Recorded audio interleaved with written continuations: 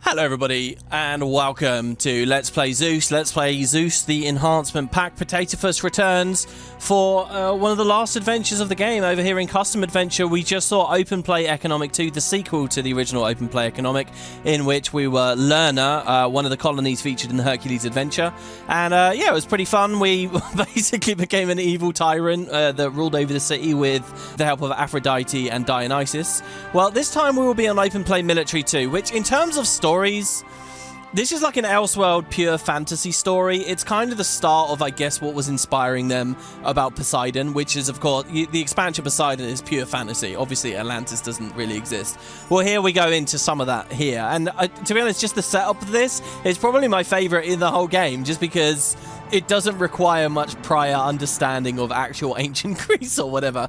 And you know, that's kind of sad to admit, but it's probably true. So here's what they say. In a matter of minutes, a massive earthquake destroyed all the cities of Greece. The other nations of the world have seized the opportunity to take Greek land for themselves.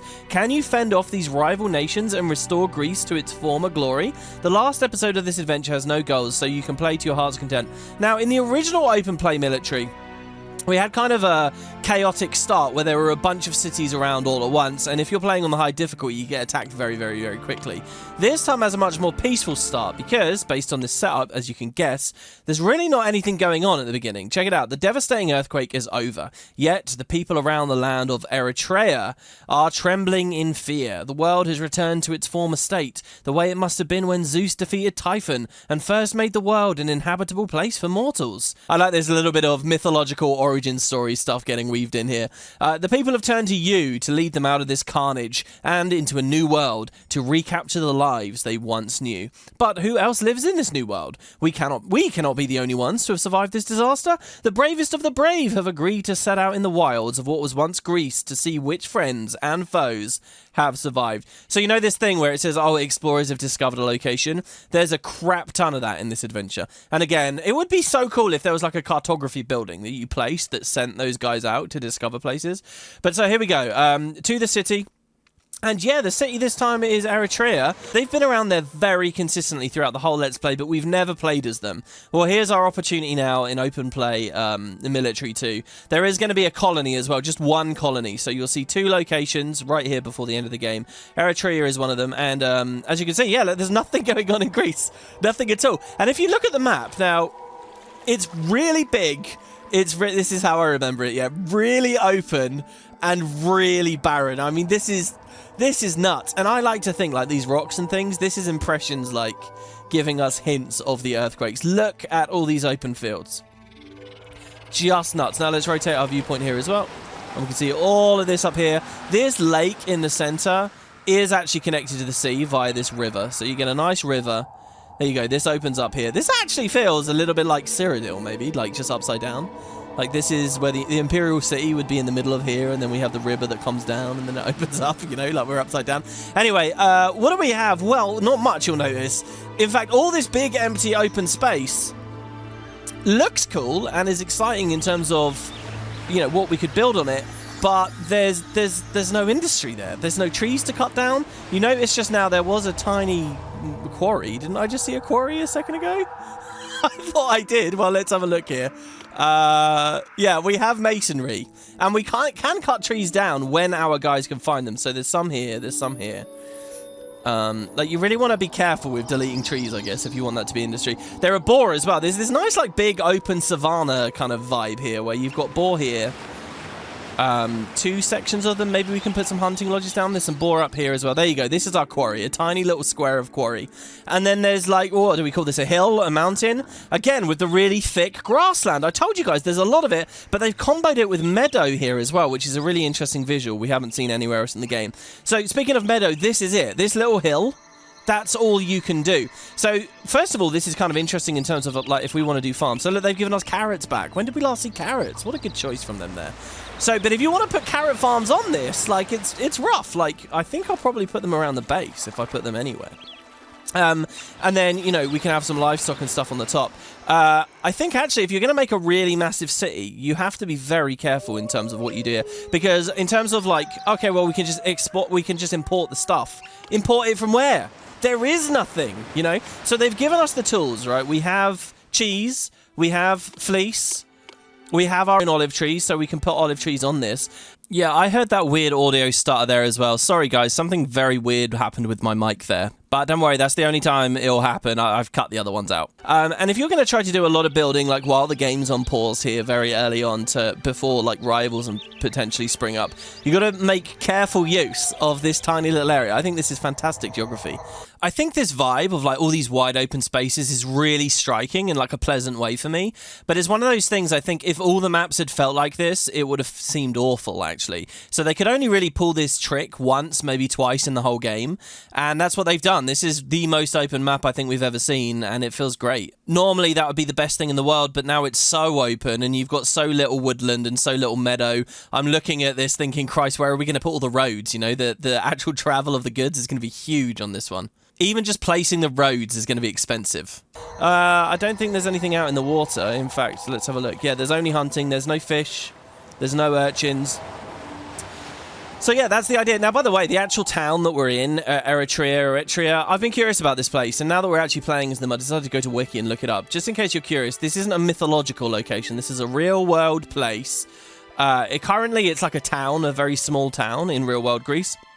But it has got all this like archaeology and stuff there, and apparently it has been a big city in years past, for many years in fact. Apparently it's called like the City of Rose, I think, or something. Its navy was a big deal, and so yeah, it's just it is a big part of historical Greece, and well, they've included it here obviously for playing the game. Here I've got something to show you guys, another cheat. So last time we made the richest city, got over 250,000 drachma. Well, for this one, what can we do? Well, there is no military cheat. You guys might have been wondering, am I going to show you a cheat that just instantly wins a conflict or something? They didn't do a cheat for that. They did do a cheat to skip missions, though. So maybe if there's a lot of terrible military stuff here, you might want to just skip straight away to the next chapter. And for that, well, and it's a similar thing in the video game Hades, ambrosia, very important stuff. So ambrosia, we can press enter, mythological, beautiful, incredible, like tasty, invigorating, you know, food stuff. Actually, I just looked this up because I've always known ambrosia as like a nectar, like a golden gooey stuff. Google Define says it's literally just the food of the gods. We press enter, and now we play it forward after having pressed ambrosia. There's no unrest in the city. People like you enough. Oh, there we go. It did work. I was wondering if I typed it wrong there. You just get an instant victory screen. So this is a way to progress, you know, through any adventure. We could have done this the whole time. What I think most players would probably like to use this for is to skip colonies. Like, if you can't be bothered to build a colony, since you'll never return there anyway, you can skip. Using this at parent cities is kind of dodgy, because it's nearly always easier at the start than it is later. And in fact, that's true here as well. So I won't read this dialogue just yet, but see, we'll get our colony. It's Salamis. I'll talk all about this in just a moment in the video. Don't you guys worry. But when we hit to the city, if we look at Greece now, it's still empty, the world map, when if we'd actually played it through, we probably would have discovered some locations. So, you know, your mileage may vary on how often you want to use ambrosia, and I could type ambrosia again now. Here we go. So we hit continue, we proceed back, and, you know, now we're at the end of open play military, and we have nothing, and a bunch of towns have appeared. Ooh, I guess those are that's technically a spoiler. So yeah, this is actually probably a bad idea because now I think monsters and stuff attack in Chapter 3. We don't want that. So I'm going to just go up. I'm going to say new adventure, go back to the start, and we'll see what we've got. For open play military, I'll hand you over to the super speed section now. And, actually, I'll tell you a little bit about the central housing block that I want to do. I don't know where I want to put it, but here's my concept for the housing. I've shown you this idea of like corner housing, right? And in fact, it's in the tutorial where you do a housing block like this, right? Well, I want you guys to imagine a corner housing block like this, and then another corner housing block, same design, but we rotate it. So it looks like this, and then another corner housing block like this, basically on all four corners.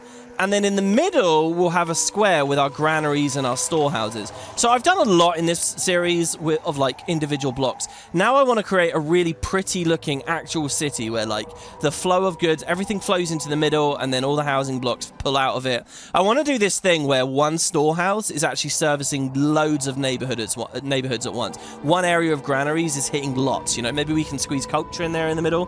There is actually a design online, I think it's from about 2004 or something, where someone said, hey, here's a cool thing. And they said that they just wanted to try it out in the forum post. They never actually verified it works. It takes a lot of space though. So I've been waiting for this mission to do it now. I've been wanting to do it loads because, you know, we have all this space. But then again, like the mountain kind of cramps us out. It's such a big design. I think this is going to be our best spot right here. I'm going to have to rotate. It's going to have to be like here if it's going to work anywhere. So anyway, that's my idea for the housing block. And let's see how it goes. It's either going to be genius or terrible.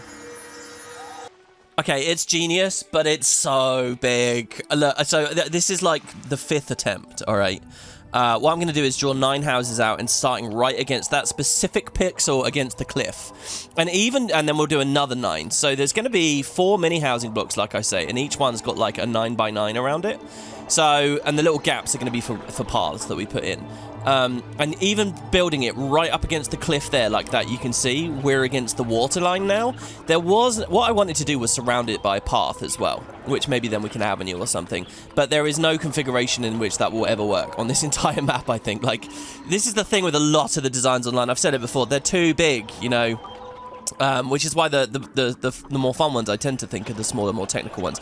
But this is unbelievably satisfying to watch all come together. This is literally like building something out of Lego, you know, like you've got the picture on the box and you're just slowly working towards it, and when you put the final pieces in, it's so good. So here's the inner road. I've started with an outer road here, which actually doesn't really mean that much, but here's the inner road. And that was kind of tricky to draw because I had to leave space for some avenue. The outer road I've put in already, and I'm a bit nervous about money here, to be honest, but I put it there so that stuff wouldn't decay in the event that I accidentally place a house in the wrong spot, and then I have to play time forwards to undo it, and then during that time, people decay. Also, every time you do that, it's another little... Once we've got, like, granaries and stuff down, it's another little bit more of a passage of time in which things might start breaking. So I've got a serious problem here as I place these benches. I think the entrance of the town is right next to me. It's not. It's literally on the opposite side of the map. And in fact, every time I play time forwards, it keeps telling me something's going to decay. And I'm thinking to myself, see, look how satisfying this is to move the avenue in now. Because I did the benches first. So good. It keeps telling me things are going to decay. And I thought, oh, well, it's going to be one of the houses in the corner. It's actually the entire thing. We have a weird situation again where the entire thing will break if I'm not careful. Because I haven't built water crossings across the river, and the entrance is on the other side of the river. So yeah, 4 infirmaries in the corner, and so my original plan here was to do just 1 quarter and let it fill in, get the employment excess, and then use that to build the next quarter and the next quarter and the next quarter. That way we don't expand too big too fast. But I've got a really tricky situation here where I need to build the central storage, and I am going to have some culture. I'm going to have a college in the very middle. And without building the other corners in, I don't quite know how to build my way up to it. So I'm going to end up doing it all at once. So we're going to have a giant block here. And here's the Agora on the inside. You can see, so we've got a podium and a gym. That's 2 pieces of culture. The global stadium buff will be the last piece. So we're not dealing with theatres here. Also, I've got 2 watch posts there. Because one I'm going to lift out for a tax office later once we figure out what we're going to do with the palace. Obviously, we don't need the watch posts at all, except this is open play military, so come on, let's have a bunch of guards around. And there's going to be some instability going on as I tax the hell out of these people in a minute, so they are useful. The palace I'm a bit disappointed with on my build here, because this is open play military, you know? This is the sequel to open play military. This is our last big hurrah for military. I wanted to do an amazing fortress of some kind, but, well, you'll see the map geography doesn't exactly let... Well, no, the map geography is actually amazing for a fortress. But the rest of it I'm not too sure about. So anyway, back to this build. I've actually built that path slightly wrong. You'll see it in a second here. Just like we're building Lego, sometimes you put things in the slightly wrong places. But I've realised, okay, if I want to get build into the centre, I'm going to need to figure out how to draw the rest of that innermost path right now into a square. Which means I'm going to have to do the other corner. So I do a whole other corner. And these are very simple housing blocks, if you look, right? Like, they're of the corner design, which is quite pretty. you know, they have the nine houses on the two long flanks, and then on the inside, you know, we just put in the essential buildings that they need, and very little else. You know, a little roadblock. There's going to be 4 little areas swirling around like whirlpools, and in the middle, a big central thing that everyone dips in and out of over and over and over. I think that this is incredibly beautiful. And what you're actually watching here, guys, is I'm sort of building an entire city right now, really. So here's where I realised that which is a novelty of its own. Here's where I realised my path was slightly wrong. What we're actually going to be doing is avenuing these. So I build the path out one. What we want is when we draw these paths in towards the gyms, they're not supposed to wrap around that little corner of the gym that's jutting out. They're supposed to just, you know, like you can see here, that they just tap the corner of the gym. They don't actually wrap around it. So we're in a little bit.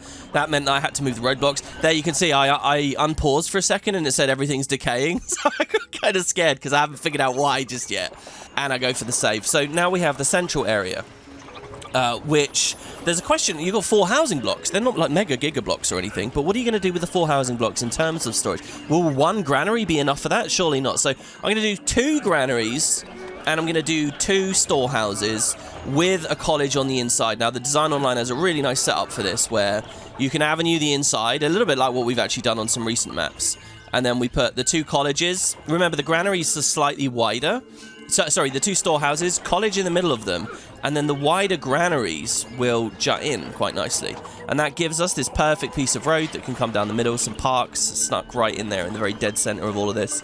I love that thought of the very center spot of a massive, magnificent design like this. The very heart of the city. Well, what is it? Well, here it's not some big, beautiful monument. It's, you know, it's a couple of granaries and quite actually lower pill stuff. But there's some parks hidden in there, which is quite nice.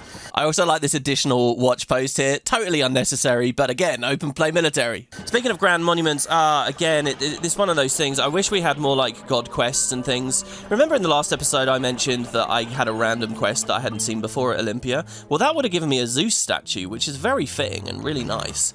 I'd love to have a Zeus statue in the center of something that's so beautifully laid out like this, but I don't know whether we'll really get any quests on this one. I think it's mostly just fighting against these other people. So what I said early in the LP still kind of counts, to be honest. Like, it's very rare to see those special god monuments around.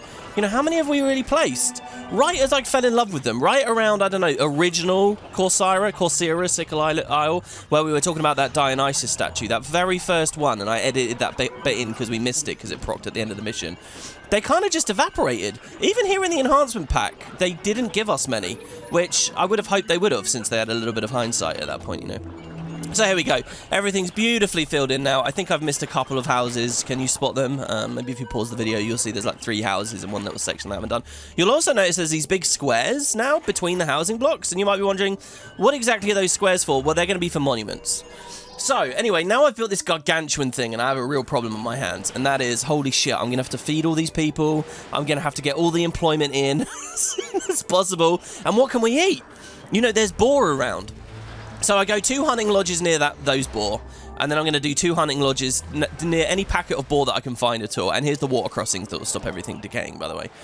Again, I think really, I'm just nervous about doing this in these scary situations like this.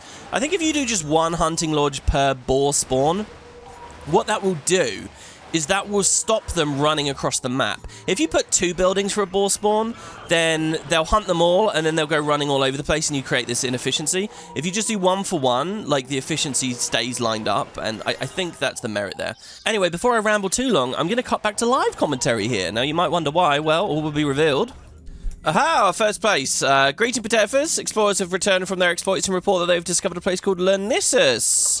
So Lenissus is the first area we've discovered. It's a withered little town that really doesn't do anything, quite far away in Greece. So we don't have to worry about them attacking us just yet. Because don't forget, it's military. All these guys are going to be angry with us, ultimately. Also, I appear to have forgot to put down our last couple of plots of houses there. There we go. Ah, beauty. As long as it doesn't all break. So yeah, new towns are starting to appear, and they come fairly rapidly. Every time one appears, I'll cut back to the live commentary where I remark on it there in the moment. And the next one's actually going to be pretty quick. For now, I just want to get people in. We're discovering other places. We don't even really have anyone living here just yet. I liked watching this because we've prioritized hygiene and safety. You could instantly see the infirmaries fill up, instantly see guards patrolling the streets, instantly see maintenance workers, and nothing did break, thankfully, even though these guys had a hell of a long walk to get here. Taris has been discovered. Let's see what's going on with Taris. Taris is also withered. I think they're all going to come in withered, but I'll cut in each time we see one. So with our town built, and me having been satisfied watching them swirling around in their little whirlpools there, now I realise, okay, we're going to feed people more. Well, carrot farms. Obviously, we can make carrots. I love that they picked carrots here. We haven't seen carrots for ages. And to be honest, I don't know why. I think it's just the striking orange colour. They're my favourite, like, crop in this game to watch grow in terms of the building animations. And I did what I said right at the start. I wanted to put carrot farms all around the base. We could have, again, a bit like with that Demeter situation I was talking about before, could have shifted some of them out further and then had olive trees on the inside. And that actually probably would have worked here since we can grow our own olives and we can get our own fleece. We can, in fact, get pretty much anything we need. And there we go. I'm evolving one of the quarters right now. Just steadily doing it because I don't want to create a famine. We can produce pretty much anything we want here. But, guys, a really important thing to note right now is that we don't have our own bronze. So without our own bronze, that's the first level of evolution that our elite soldiers are going to want. So if we want to, all these rivals are going to be popping up. If we want to be able to fight back and actually take invasions to them, I'm sure we can build an amazing, and here's some towers, because there's all these wolves killing all of our livestock. Unbelievable. So with those towers, I'm going to have to go build the palace. I now realise it's going to have to be our next project, because the palace will have to connect via path all the way over to these, and that's going to be a hell of a long road. But anyway, so since we can't get our own bronze or our own armour, we're going to have to establish the colony fairly early, I now realise. Because the colony will get that for us. It will get not just armor, but it will get us wheat as well. We can't grow our own wheat here. And wheat is going to be needed for our horses if we eventually want really strong cavalry to, you know, conquer all of these places that are showing up. So anyway, so yeah, there's a little bit of agriculture there. Some olive trees, some fleece coming in. I even put some dairies down.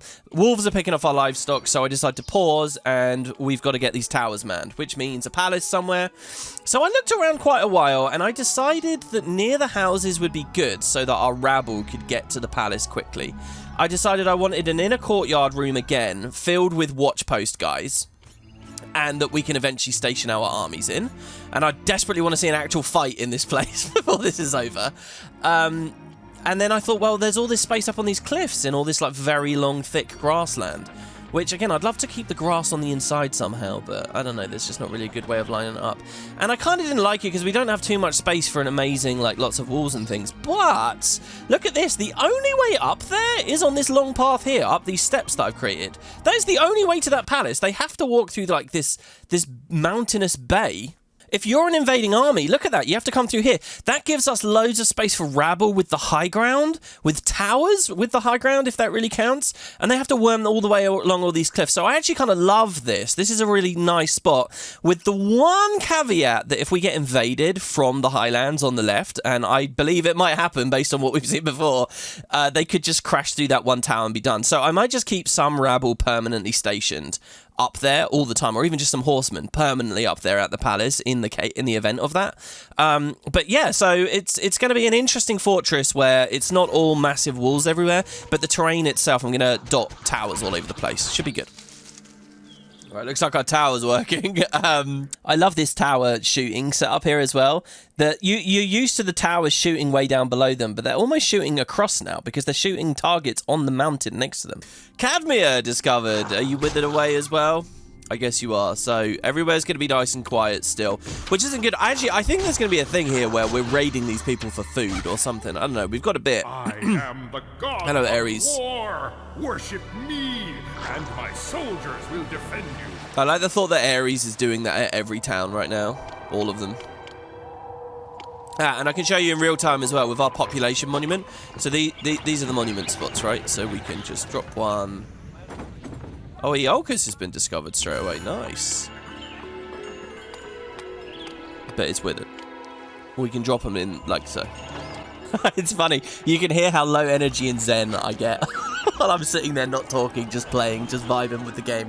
So lots about to happen here. First of all, intermediary granary so that they'll take the carrots to it and then the other people will get. In fact, actually carrots are going to, they harvest once a year. They're like wheat. So I don't need carrots being accepted at the intermediary granary. I make them go all the way. But the other goods like the meat can go in there.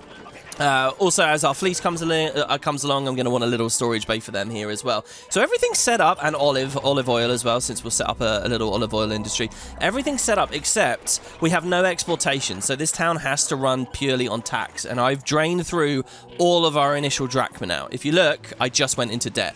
And this is actually really scary. We get very close to a game over on this. And there, by the way, I put a park up with those olive presses since I haven't been doing parks in agricultural or like industrial areas for a little while. So we're in debt. So what I've done is I've put I'm going to have to take the wage rate down. I'm going to evolve these guys for a surplus of employment, drop the wage rate off of very high, which it has been on for a long while. Then with a regular wage rate, also we just had to put the tax offices in. You just saw there I had to swap those surplus watch posts now that we've actually got the palace. And then I'm actually going to have to tax them quite high as well. So people are going to be very unhappy with me. But I think we already had a debt anniversary at this point. And I'm pretty hugely in debt. With absolutely no exportation, you have to get this right. So I'm watching now and just hoping, speeding along desperately, that the money gets back before we have a game over. Oh yeah, and we have a fire on one of those corner trick perimeter guys, so I put a little maintenance office there. But see, with all this super speeding, in-game super speeding, time's moving fast, and a town is about to not just appear, but blossom. The first one we saw, Lenissus. I did consider for a second begging them for money to get me out of debt, but they're a rival and they're apathetic. Everyone's going to come in as a rival here. Ares is visiting all the towns, as far as I'm concerned, goading them all into war. And you see, here they produce cheese and bronze. So I started thinking, maybe we raid them for bronze with like really basic soldiers from like super basic elite housing plots. But I don't know, guys. I think it's much better to go to the colony to get the bronze and to get the wheat, so that then we can, start raiding and taking these people out, and then they can supplement our income rather than be the sole source of it. Also, yeah, they produce a little bit of cheese. You know, it's funny seeing them blossom. It's like my city is racing against theirs. It's like we're at a blank slate. You know, there's lots of strategy games that are like this, you know.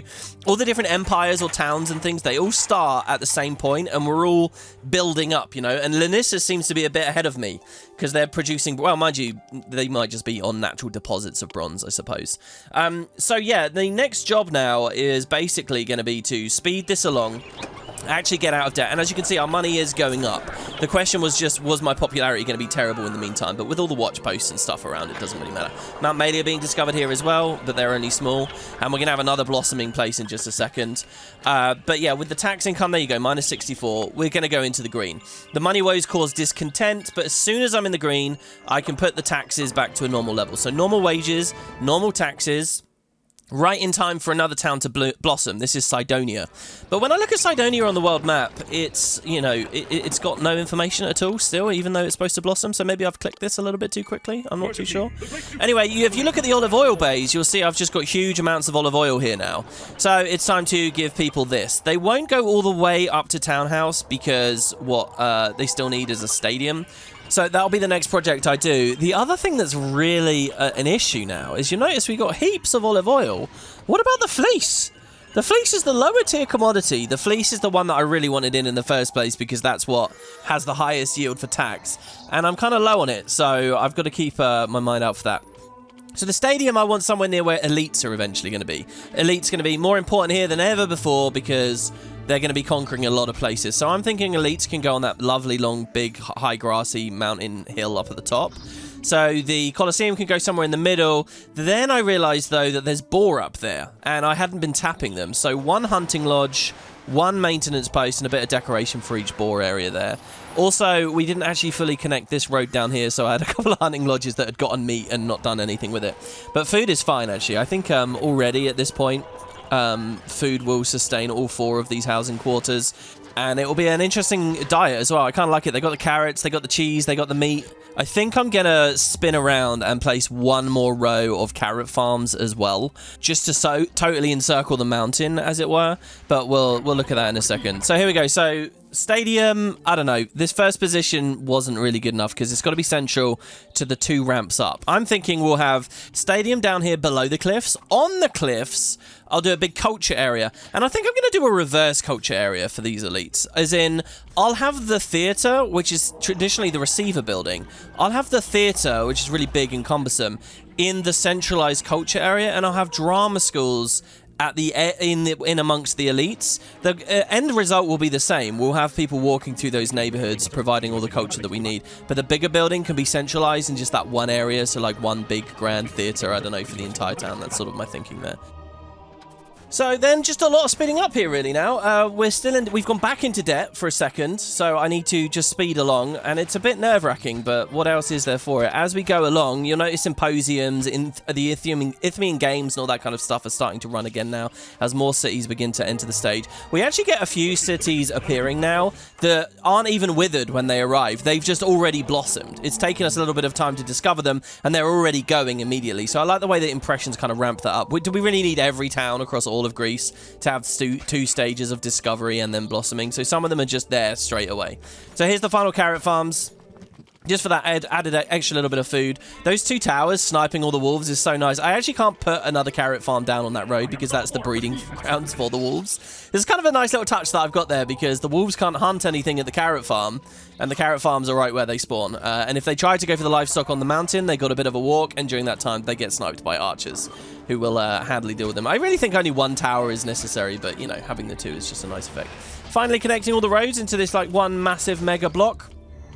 Fleece is still an issue, so I dumped some more carding sheds around with as many sheep as possible. There's also the fact that I think a bunch of sheep had originally died on the mountain from the first wolves before I had the towers running. So what we're doing there essentially is replacing some of those at the same time. Bit of beautification, including parks and columns. Despite the fact that Fleece has looked bad the entire time, we haven't devolved. So we have huge unemployment. 700 people unemployed. Ugh, not good. So I think, all right, let's extend the fortress now. First, I love the effect of the gatehouse right onto the stairs there. That's awesome. Like, you would not want to be the soldier climbing a really steep stair, the equivalent of a cliff, straight into a siege and a gatehouse at the end. On the other side, let's just go as fortified as we can. And since we've got all these employees to burn, I just do a whole row of watch posts. And there is actually a gameplay benefit to doing a whole row of watch posts. And then we have this like back stair for the path for the towers there, see? So now we've got just this huge open field with these paths that can have all of our battles waged on. How awesome is that? Just a billion towers. I appreciate that my positioning of the towers here isn't too pretty. I don't know. I think it was actually better looking when it was just walls. Now, with all those towers placed, I'm kind of looking for an invasion, and well, I'm in luck because I'll cut you back into the live commentary now where one is about to happen. And in fact, we'll be moving on to the colony too, because the whole point really is just to save a bit of money, and I guess we've got enough now. All right. Okay, I'm going to do something very risky here. Okay, with the palace built now and some employment dealt with, my God, we got another 2,000 people to find jobs for. Oh, God, I haven't even fully evolved everyone. Jesus Christ. Okay, so with that sorted, I mean, we can do all of this, but money is low, all right? So what I'm going to do is I'm going to flee now to my colony. Since Greece is fairly developed already here. Look at this. Look at all of this. We've got Persians appearing now. We've got Trojans here.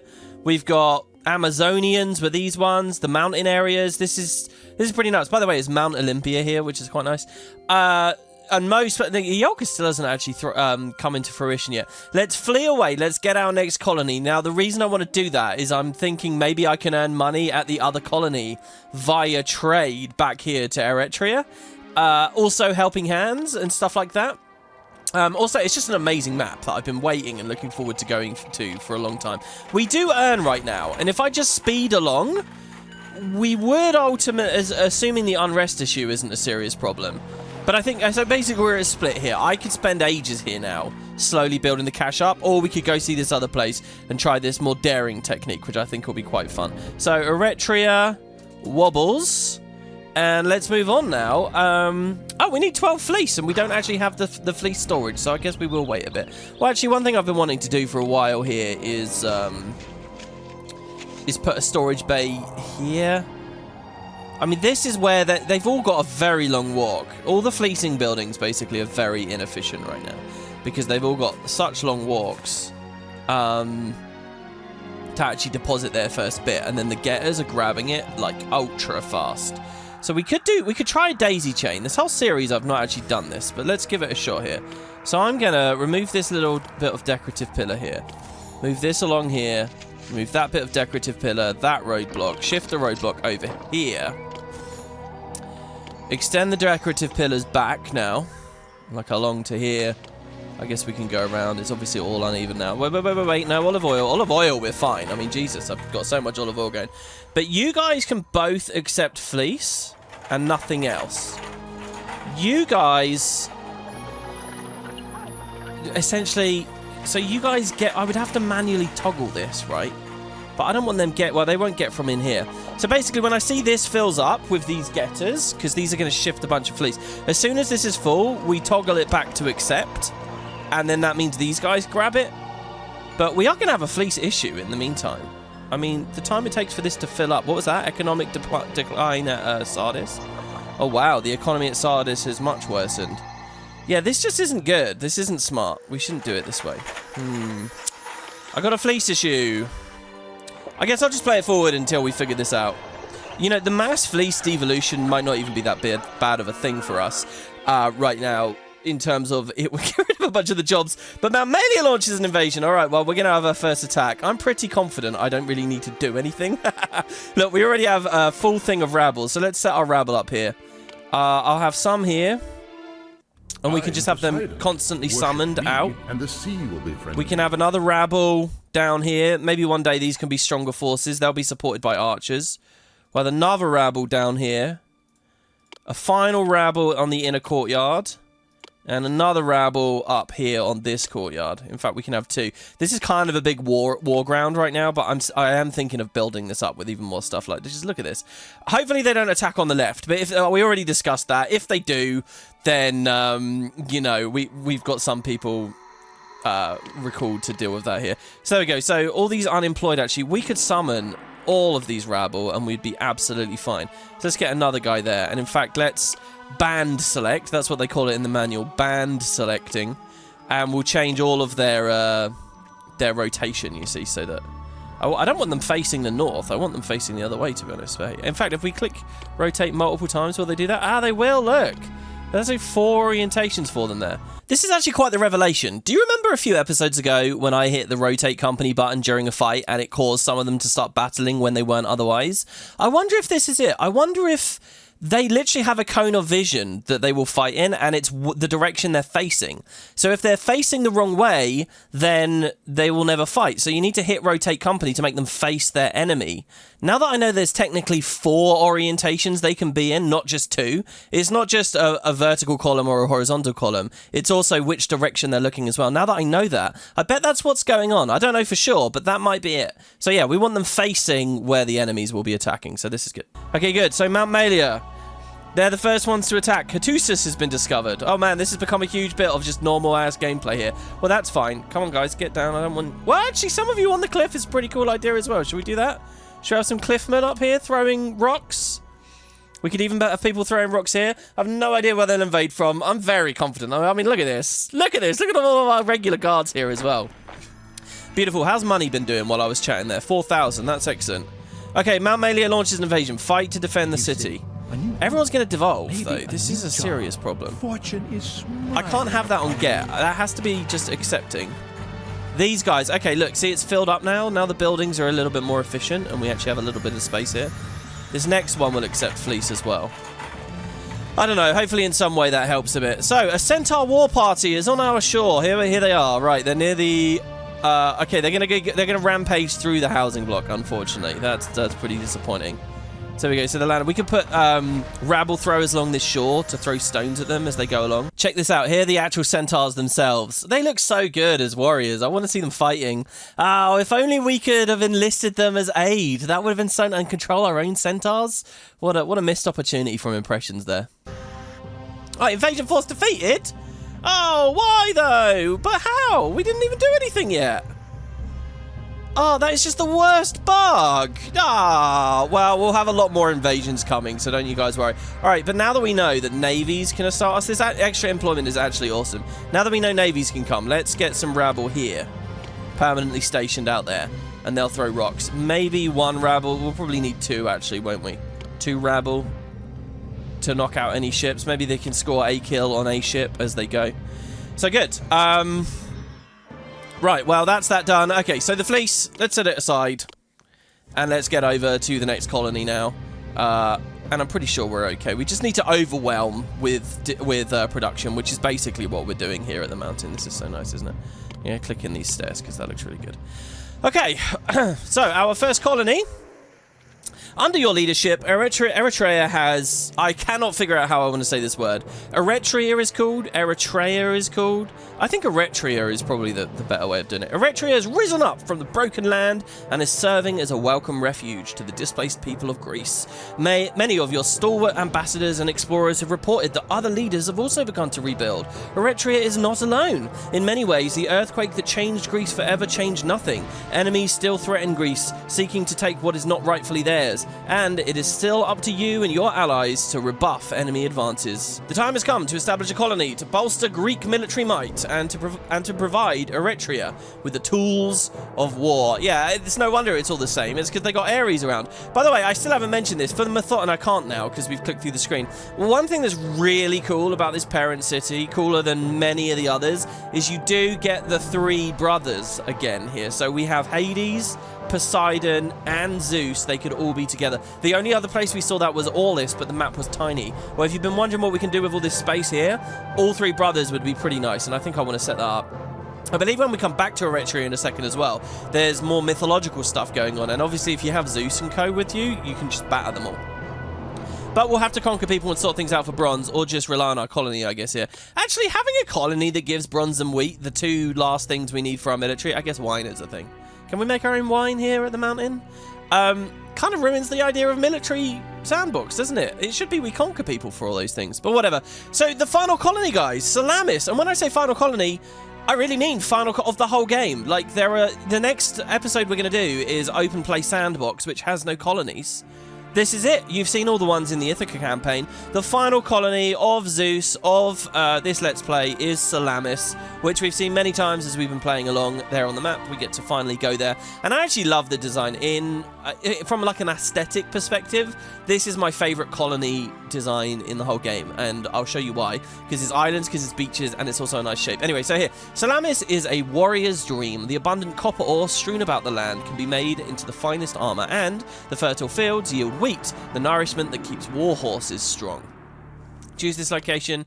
Indeed, yes. So, 12 sheets of wheat are needed, 12 bars of bronze, which we'll be getting pretty quickly here. A colony at Salamis will serve as the key to unlocking the military strength of Eretria. Salamis will be a helpmate to you as you move to rid Greece of foreign power, both by offering up its resources to the good of Greece and serving as a mighty military base. After you've built it to your liking, click goals and you'll be returned to your home city. So, here we go. Resources of Power, this chapter is called. And why do I like this so much? Look at it. It's an island map, right? And it's the shape of a moon. Look at this. And it's got beaches around. We're a crescent moon. This is so cool. Like, I have a little world building project thing that I've been making for years and years and years and years now. And I have like a continent that's shaped a little bit like a star, just a little bit. And a continent that's shaped a little bit like a moon. And I love this so much. Like, it's totally a moon. So this is Salamis. Now, we obviously don't have much space again. Very restrained. I was hoping for something of an open field. There's not really much of one, is there? But my plan for this, okay, for the final colony, we've seen all kinds of different colonies. Here's our copper ore on the left. My plan has been to do a mini colony. Like the smallest possible city you can imagine with elites. The full thing. Like, I want these guys to have the military power, and then maybe we can enlist them for aid every now and then. So, I don't actually know how much you build up here, whether that affects the shields when you go back to the parent. I think probably not. So I want to do a really small colony. It's going to be tricky, though. We're kind of forced to do a tiny one anyway. Look at this. We do get a lot more space when we flip the viewpoint so we can see the top of the moon up there. And look, this is the entrance/exit to the city. It's the same spot. I guess trade would be quick here, but we're only going to be able to trade with... Oh, no, actually, look, a couple of people that came in are allies. Amphipolis is an ally. Oh, I see. The Greek places are allies. Oh, that's really cool. I didn't realize that's what this adventure was doing. There are some Greek towns. Trojans we don't like, though. Persians we don't like, though. Amazonians we don't like. That's awesome. Oh, so for the final open play, they have all the different military alliances all at once. That's great. So we could already actually... Oh, we didn't need to come here. We could have bought bronze off of Cadmia. Ah, we couldn't have got wheat, though. But we could have got bronze to level our guys up to do some initial attacks. Very, very interesting. All right, well, I'm going to have a think about how this works. And here, get ready, guys. One more build session for the final colony of the game. Well, none of my plans here, my initial plans worked out. Basically, you don't even get elites here. So this idea of a fully functioning mini colony that's fun to look at, like, what's the point if we don't have elites? Actually, here's some amazing trivia that I couldn't really give while we were super speeding, so I'm pausing for you here. That I've read online about this mission, a really weird bug that doesn't appear anywhere else in the game, a very strange kind of bug. So at the start of this mission, you actually do have the option to build elite housing. It's there for you. Obviously, you have no colony, you have no olive oil, you have no fleece or anything, so you couldn't immediately place them. But they are available. Then at some point as you're building, the option gets taken away from you. You know, like how sometimes, you know, you'll build a temple and then foundries will become available to you. By the way, Hephaestus was available here, kind of an interesting thing to maybe squeeze him in and turbocharge your bronze production. Anyway, elites will be removed, not added, they'll be removed. Now, why that is, I don't know, and it's very difficult to figure out then what Impression's idea for the mission was. Were we supposed to have them or were we not? I assume not, because the play space is so small.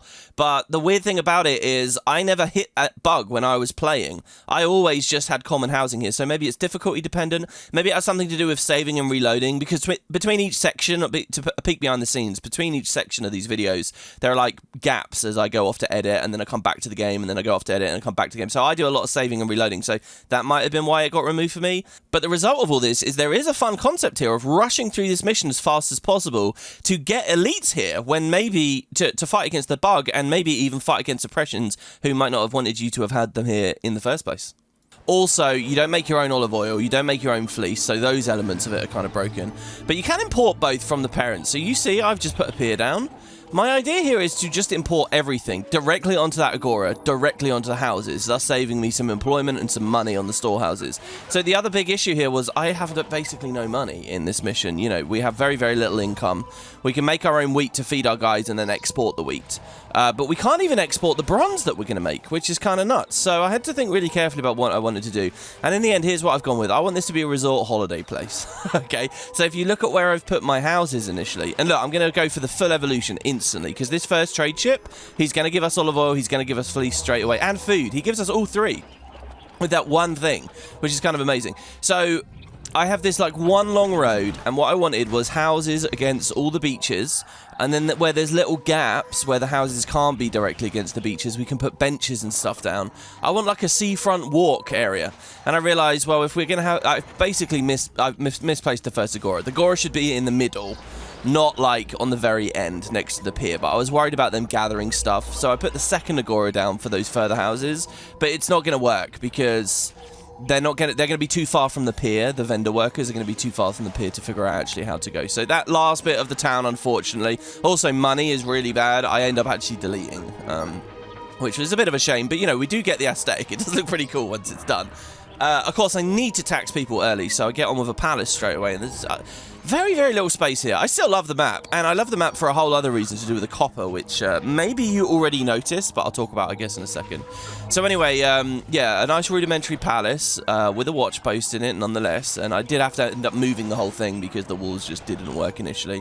Wheat's up on the higher cliffs, you know, and I don't know about where you guys live, but where I live, usually when you've got like a beachfront town, there are very, very, very steep hills and high cliffs all around near where the actual beach is compared to the actual town. They tend to be very hilly places, and that's exactly the vibe I get from this. You know, big farms, big open fields at the top of the cliffs with the beach down below, and you know, you'd get amazing views if you were up at these wheat farms here. So I just found this to be an incredibly cozy, nice place. With this wheat all set up, our other export is going to be copper. So I'm now thinking, well, where do I want to put my copper industry? I was going to put into these Doric columns until I realized there's a really crazy route to it. Check this out. I'm playing this at real time now, so we don't zoom past it. The copper is on this southern coast. Sorry, the northern coast. I flipped my view. The only way, that's the only copper on the whole map. The only way to it is to worm all the way around the back cliffs, up the very tip of the moon, shall we say. And then, like, this path I have to draw here, this is the only way to the copper. And even then, so I have to roadblock the tax office, even then, the workers are going to have quite a route to go. So here I put my storehouses down. You can't really put the foundries up there because there won't be space for foundries plus a path plus a maintenance post. By the way, the maintenance post here is really annoying. Like, it's the most annoying maintenance post I've ever had to deal with in the whole Let's Play. I just kept getting the roadblocks wrong, and he kept going in the wrong direction, breaking the stuff over and over. There you can see, happily, we actually won the Isthmian Games, which is nice. Our dried celery, you know, that message, which we've read like once the whole time, because we win it so rarely. Which is weird, because I do put a lot of podiums down in the towns that I build. And that monument was very happily wanted, actually, because appeal is going to be tricky. I didn't avenue the road, because it's a very bent, curvy road. And we have, you know, a whole flank lost to the ocean. These beachfront places are actually kind of hard to evolve as far as appeal is concerned. And with that, we get up to Townhouse. And it is a nice effect on the beach. And it comes just in good time as well. Because I'm in debt again. So we just got a helping hand there from Cadmia. And I realised I'm never going to be able to evolve these guys, so we're going to have to shift them away. And it was right when I did that, I think I broke the maintenance post up near the foundries or something. So I get a helping hand from Cadmia. I don't think I've had my helping hand from Eretria, the parent, just yet. Oh, and I realised if I move the infirmary, we might be able to fix a little bit either. See, these guys live between a hospital and then the water, which is apparently not appealing. I guess if you're Greek, and everywhere is like little island places, and the coast is never far away, the sea isn't a novelty anymore. But I always thought that, like, I don't know, there's something evolutionary within us that we love about the ocean, that it's mesmerizing and it's beautiful. Like, you never get bored of it, right? It's like being obsessed with the look of fire, you know? People get hypnotized by fire. Water has this incredibly, you know, big plains of open water have this great effect on us as well. And I was like, is that wrong? Is that just because I didn't get out to the beach enough? But that's kind of how I feel. Anyway, these guys clearly don't find it appealing whatsoever, so I had a bit of an issue there. Right, well, now I was pretty much ready to go back to Eretria. However, and here I'm messing with the maintenance, we have a new event, and that is, if you just caught it, we are being invaded right now. Despite how small and humble we are, we've caught someone's attention, I guess because of the natural resources. So I figured, well, if I'm being attacked, let's put some towers around. I don't know where they'll come from. Will there be a navy? Will they be a land army? What's quite cool here as well, by the way, is they're Trojans that are attacking. And in that Trojan War campaign, if you guys recall, we never actually saw any Trojan soldiers come at us. So there they are in the town near the granary, and they're blue. We haven't seen any blue soldiers. This is it. This is our chance to see the Trojan combatants. So we saw the centaurs just a second ago, and now these guys. They took ages to start moving, broke the pier, come through the town, slaughtering their way as they go, and this was very satisfying. We didn't get that bug, thankfully. Look at my rabble here, shooting the pebbles down as they try to get the one way up to the palace on the high ground, plus all of the archers, and we destroy them. They all just die on the road up there. Oh, I loved that. That was actual high ground advantage there. The only downside being that they walked through my entire town centre, killing all the walkers and all the delivery men, which, you know, was not ideal and probably would have caused some issues. In fact, I think was that evolution or devolution down at the back there? It might have been evolution. So yeah, then I realised our granary wasn't filling with the wheat to hit the mission goal because we were selling it all, so a little bit of a tweak there and they move. And I just love this effect of them all marching all at once. I don't know whether that's like 2 harvests worth at once, you know, because they can store a little bit within the wheat farm itself. Maybe they can get 2 harvests. And that's the mission basically done now. I'll cut you back to the live commentary. Well, this is bizarre. Iolcus blossomed, gave me a helping hand, so I now no longer need to sell this wheat. But by selling the wheat, this would now be a profitable colony. And, you know, we could pay to import this little bit more fleece and olive oil that we needed to keep going. Yeah, I like this place. It's really, really cute and quaint, and it's got some cool geography. And, well, there we go. So, it's not exactly the powerhouse of industry that I thought it was going to be, you know, in terms of having a lot of elites and things here. But it's pretty good. So, let's set our bronze bars aside and say goodbye. Oh, man. Oh, that's the problem with the colonies. I always end up really liking them and having to leave. So the colony of Salamis will ensure that Eretria is never without a supply of wheat and bronze, the resources that form the backbone of any mighty army. Hippisel will lead this valuable colony on your behalf as you continue on your quest to restore Greece to power. Thank you for telling me who my deputy will be. Also, this one does not appear to be bugged like Marathon was bugged before. So we proceed. Well, here we are, Open Play Military 2. All the pieces are in place. With Salamis providing the resources of war, there's nothing stopping you from building a large and powerful military. Take aim at those with false claims to Greek land and unleash punishing attacks on them until they release their hold on your country. So, let's head on in. We get our colony monument. And not only is there now going to be a lot of military activity from all these places all over Greece. Look at this. My lord, there's a lot we could do here. But I believe gods and things will attack us. So what's my goal here now? It's to get Poseidon, Zeus, and Hades all together to defend me. I think some monsters will attack. I want to see what those are and how those go. And I want to see our major... Look at this fortress. I want to see this get attacked at least once. And I want to be able to defend my keep. So yeah. Oh yeah, and we get to see all of this fully evolve as well. Oh, we've got to deal with this fleece issue though. In fact, having a colony now can help us get our elites in place really early as well. So I'll find a place to... Oh yeah, we were going to put them up here. Okay, cool. So I'll run through and let's see how Open Military 2 comes to a conclusion. Oh, yes. Hold on. There is one other thing that I wanted to talk about here. I can't quite get it to work, but I guess I'll add it for trivia nonetheless. So, with our rabble here, remember, we've stationed these guys along this coast so that hopefully they'll shoot down any kind of ships that might come. But let's say, for example, we don't want them all right next to each other. Let's say we want some rabble, like, over there, some rabble here, and then let's grab, like, say, a third flag of rabble from the palace here. I love how we can just have everybody out all at once, and it's not even a problem for the unemployment because of our amazing block here. So then we have this final rabble here. Now, let's say that we want to shift them all along the coast or grab them, like, all at once. We want to grab, like, 50% of our soldiers, or we want to grab these 3 companies straight away without having to do some really annoying band select, super large band select. Now, I've read online that you should be able to click a flag, hold shift, click the next flag, and now this works. So we have both of these guys, and then hold shift, we've got the third guy. Now, I should be able to hold control and tap 1 now, and what that will do is that will assign them, and you've probably seen this in other strategy games, that should assign them all onto control 1. So now whenever I want, I can just say control 1 and click, and these 3 guys will move. But I'm like hitting the hotkey right now, and it doesn't seem to be working, so I don't know whether that's a specific configuration issue that I have right now, or what, but I thought I would talk about it anyway. One final control thing with the game before we get to the end. When and if you guys ever play this, you know, your mileage may vary on this. I've tried all kinds of variants as well. I've tried, like, shift 1, shift 2. And this shift selecting them all seems to work, but I don't know. Like, we should just be able to hit control 1 or something now and grab all the flags all at once. But it's not working. Maybe this was actually only a thing for the later games in the series. Hey, who knows? So, yeah, let's play through. Wow, well, this is the longest play set. You've probably seen from the timestamp of this video that this is, you know, quite a long one. This was 3 hours.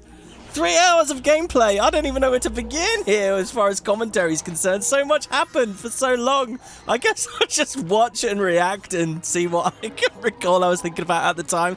My lord, this is a great mission though, guys. Honestly, if I was going to come and replay this whole game, you know, and just pick a couple of choice adventures to do, I think this adventure would be near the top of my list. I think it's got a great setup, and there's so much combat and fun things going on here. The only problem I have is, so my goal is to conquer everyone, but unfortunately, a bunch of people are just going to pledge themselves to me, which sort of sucks, but you'll see that as we go along. So anyway, also, all along the river and this beautiful big bay, I decided I wanted to set up some trading posts. Every place that we conquer, I want to get as much trade in as possible, but what I'll notice, actually, is some of these, just like that bug I was talking about with Kaimei and open play economic, there's a bug with some of these as well. Like when I conquer some of the Amazonian empires, their ships just don't arrive in the bay. So there's actually no point in having all of them, which is a little bit of a shame. Anyway, I do try to beautify and decorate as much as possible. This whole area around the mountain is just going to become this amazing, incredible soup of mixed economy, trading, storage, and just a billion different industries all just jumbled in there, totally unplanned. But it creates this kind of chaotic vibe that you're just going to watch build as basically this super speed comes along. So here's our first invasion, of which there will be many. Here we have some Amazonians. You'll notice that I've been setting up towers throughout this play session already, but they've attacked from an area where I still don't even have any towers, which is a real shame, because you can't really predict. I think with auto-defense you might be able to, but as we've seen before, it's unreliable. Looks like I'm leaving just in time. Yeah, I wanted to leave that little bit of NPC dialogue in there. Yeah, we basically have people leaving the city right now, which is weird because wages are normal and taxes are normal, but people are, you know, occasionally a plot will disappear and people are emigrating out. So there you saw an emigration walker. under the threat of an attack. So that's some pretty rare, some fun dialogue there. I think the people are leaving because there is this, like, goods disparity going on back there. I still haven't given 2 of the quarters all their stuff. Obviously, by the end, we will. And so every now and then, just some people move out. It might also be a bit of a debt thing, but money becomes no issue. I just start selling some of the fleece that we overloaded with fleece last time we were here. Well, now I'm just selling it, and I'm selling the olive oil, and we just make bank, like ludicrous amounts of money. We don't quite get to the scales of open play economic with the crazy god combo we just had in the previous episode, but I get to like 150,000 drachma or something, like more than enough. The real issue is that there aren't enough providers of food, and there's not enough meadow here to support this huge population that I want to get by fully evolving my town block. So I will start a lot of my invasions in a second, specifically to raid cheese off of people, or to raid urchins off of people, and then eventually hopefully to be able to buy that stuff in, as long as the piers are working, which for some of them they aren't, as I say. I think basically the towns that only provide you 12 of a certain good, for some reason their ships don't arrive, so yeah, keep an eye out for that. Anyway, throughout this whole little bit of conversation here about food, as you can see, I've set up our elite housing, and it's the design that I described before. The tricky thing that's going on with this elite housing block is I need the 2 gyms in this upper cultural area to be positioned just right, so that that left gym goes along this left neighborhood, and the right gym goes along the right neighborhood to the stadium, because I want them all to have competitors. I want them all to become horseman companies. So we see more horseman companies here in our final military hurrah than we have anywhere else, and indeed we will. But I do have to end up moving the gym a few times. Also, these neighborhoods aren't properly measured out, and disappointingly, I don't get to put elite houses on all of those. Like, some areas around the north end up a bit empty. But then we'll be able to fill them in with heroes and things, so don't let me get too ahead of myself. But anyway, cutting back to live commentary now, because there's a trick I've wanted to show you for a long time, and Artemis invading is the perfect opportunity to do so. Okay, so Artemis is invaded. Now, can I show off this trick?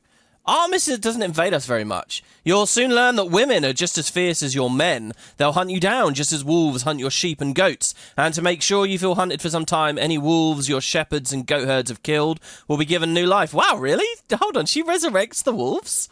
I don't think we've read that in the series yet, right? Okay, so Artemis invading, go to site of event, pause. Right.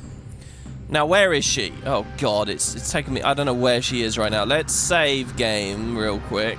Artemis invades Eretria. Now, let's see. Okay, she's there. So, hold on. Is she technically there yet? If I reload and I pause instantly. Okay, so she's going to spawn somewhere around here. So, finally, I'm going to show you guys the watch post trick. Should be pretty cool. So, I'm going to shave this path away here because I don't know how much space we've got. So, she's going to spawn somewhere around here, right? So, here's a thing that you can do to deal with invading gods. And it's to do with the watch post. So what do we know about the watchmen, the guards that come out of these? Well, that they patrol the same length as Agora walkers and maintenance guys. They are the furthest in the game. They go a whopping 44. And again, I think that this is because Impressions had this idea there might be crime affecting all kinds of areas, even industrial areas, but whatever. So, or maybe it's because of this dual purpose where they can help defend you. Well, we're actually going to have them defend us from the god. And you might be able to guess where I'm going with here, based on when we were at Open Play Military 1, funnily enough, where I noted a peculiar behavior about the watch post guys. There is a benefit to using them versus rabble. So, what do I mean by this? Well, because I'm being a bit cryptic. So, she's going to spawn about here. And now I'm hoping she doesn't technically exist yet and we can build our stuff. So, what I'm going to do is I'm going to build a path that is as long as I can that the watch post guys will go in. So, it costs me currently 2 drachma to place a piece of path. They will go 44, right? So, they'll go 44 tiles. So, we need to draw 88 worth of drachma out. So, if I draw 44 drachma worth so far, and then 42 afterwards. So this is the max length. So if we put a watch post guy on the very end of this road, he will make it ultimately all the way down here. So that's what I'm going to do. Now, we've got loads of unemployment still, 200 unemployed people. I'm really excited to see this. I wanted to see this for ages. So I guess I'll just put a watch post there, a watch post there. And what I'm going to do, seriously, is I'm going to build loads of watch posts. We probably don't need to do this many, but for dramatic effect, let's do it, okay? With their own maintenance on the back, okay? So what's going to happen is guards are going to come out of these buildings. Ugh, misplacing that is awful because I'm going to have to play time forwards, which is going to spawn her. So hold on, let's see. Yeah, we can place these ones down already. Okay, good. So what what the basis of this trick, okay, is that watch posts, unlike rabble, when rabble die, they get demotivated and they flee. We can't build on that. I guess there's a breeding ground or something. Okay, this is a very ugly version up here. Okay, and this is really excessive. But what I'm going to demonstrate to you guys here is the rabble don't respawn. Once they get killed and injured, they leave. You have to monitor things. You have to make sure everything's okay and safe and fine.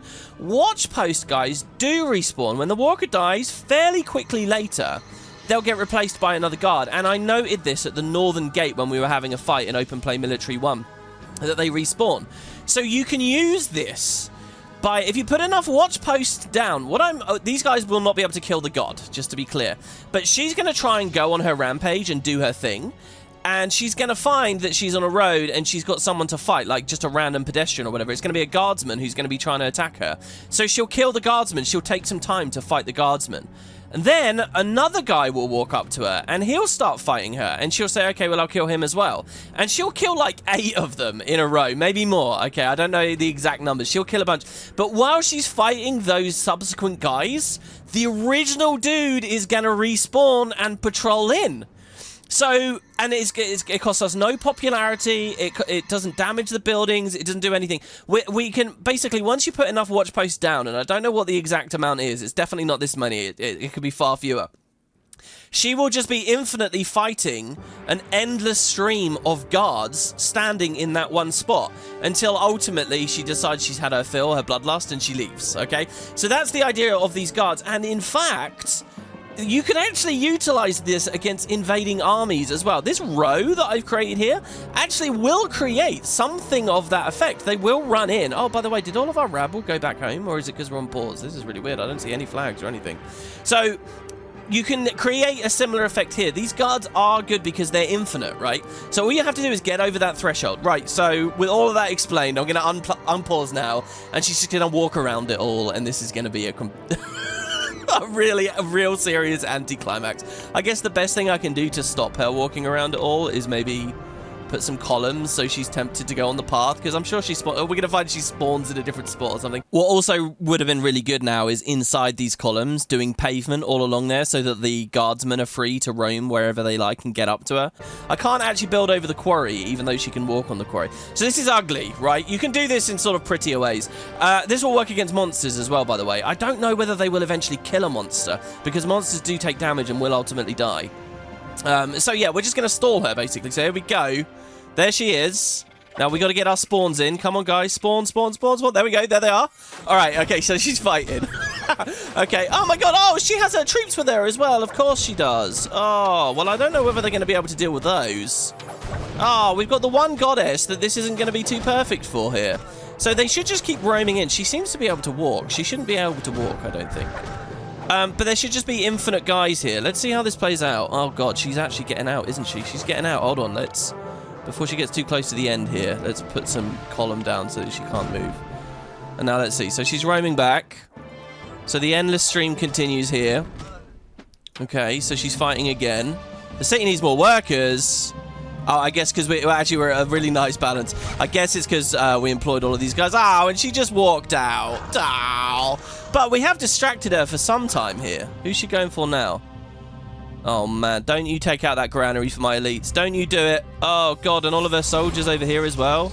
Maybe we should have put towers on the outside of the guardsmen. Ah, she's taking out our hunting lodge. Also, yeah, what's going on with the wolves? Are the wolves alive again? They are. Look, there's a wolf in the middle of the olive trees. It can't do anything up there. Maybe it's picking my guys off. Well, anyway, there you go. That's the watch post strategy. Not too impressive, as you can see. But there you have it. What I didn't really make very clear there is the reason there are gaps in that road is I just wasn't allowed to build properly locking her in. You wouldn't need to do watch post. I think there's breeding grounds, but we didn't get the breeding ground message. Maybe it was pedestrians or something that we couldn't see while we were on pause and they blocked us. But yeah, if we had fully blocked her in, you know, using walls maybe, because you don't actually have to do watch posts. You could use walls and then have archers on top shooting down as well, which might distract her somewhat. She might stop to throw some ranged fireballs or, you know, whatever. Because all the gods have got some kind of ranged attack and that might have taken them a bit longer. You never know. Anyway, so she was really annoying. By the way, one thing I haven't mentioned in this post commentary here is how annoying all the buildings breaking are. I've come to the conclusion that this game is way too happy with destroying buildings. Like, it's the one really annoying mechanic. Like, a lot of these armies that invade in a minute, they're going to bypass some defenses, and what I want them to do is go to my palace complex, and they're not going to do that. They're going to go rampaging around, breaking a ton of other buildings in the meantime, and it's just so unsatisfying. Even when it's just like something like a storage bay or a granary is awful, right? But even when it's something just random and small, it's kind of annoying to just have to replace. Oh, there, by the way, look, I'm setting up timber mills. I forgot, we actually can get our own wood. So over here near the palace, we actually, I figured, look, this is some of the best trees we have. Remember, this map's kind of terrible for trees. So I have a little bit of industry actually going on up near the palace now. And I'm getting that wood as well as some marble from that little quarry you see where Artemis was just attacking just now. Because basically I've decided, given how annoying all these buildings breaking is, I want to put Zeus down like as soon as possible. Zeus first, before the other gods. Get him finished. I cannot handle all these god attacks just going on and on while I'm also trying to conquer all of Greece. This is actually a situation where we can build Zeus early enough that we get big value out of him. Here, by the way, yeah, there was that thing about the wolves respawning. So, with that goddess's attack, so I put a couple more towers around as well. And these serve the dual purpose of also defending us. And I give them like a little piece of wall as well. You notice I'm not just doing towers on their own now. I'm doing towers plus a bit of wall, because that gives us the roamer as well. You get the guy that will shoot from the top of the tower and the guy that will shoot from the wall. It's just more bang for your buck. You're going to hire, if you're going to put that tower down there, you're going to spend X amount of employees. I don't know what it is, 8 employees, 15 employees. You may as well give them a little bit of wall to walk along as well to double your firepower, right?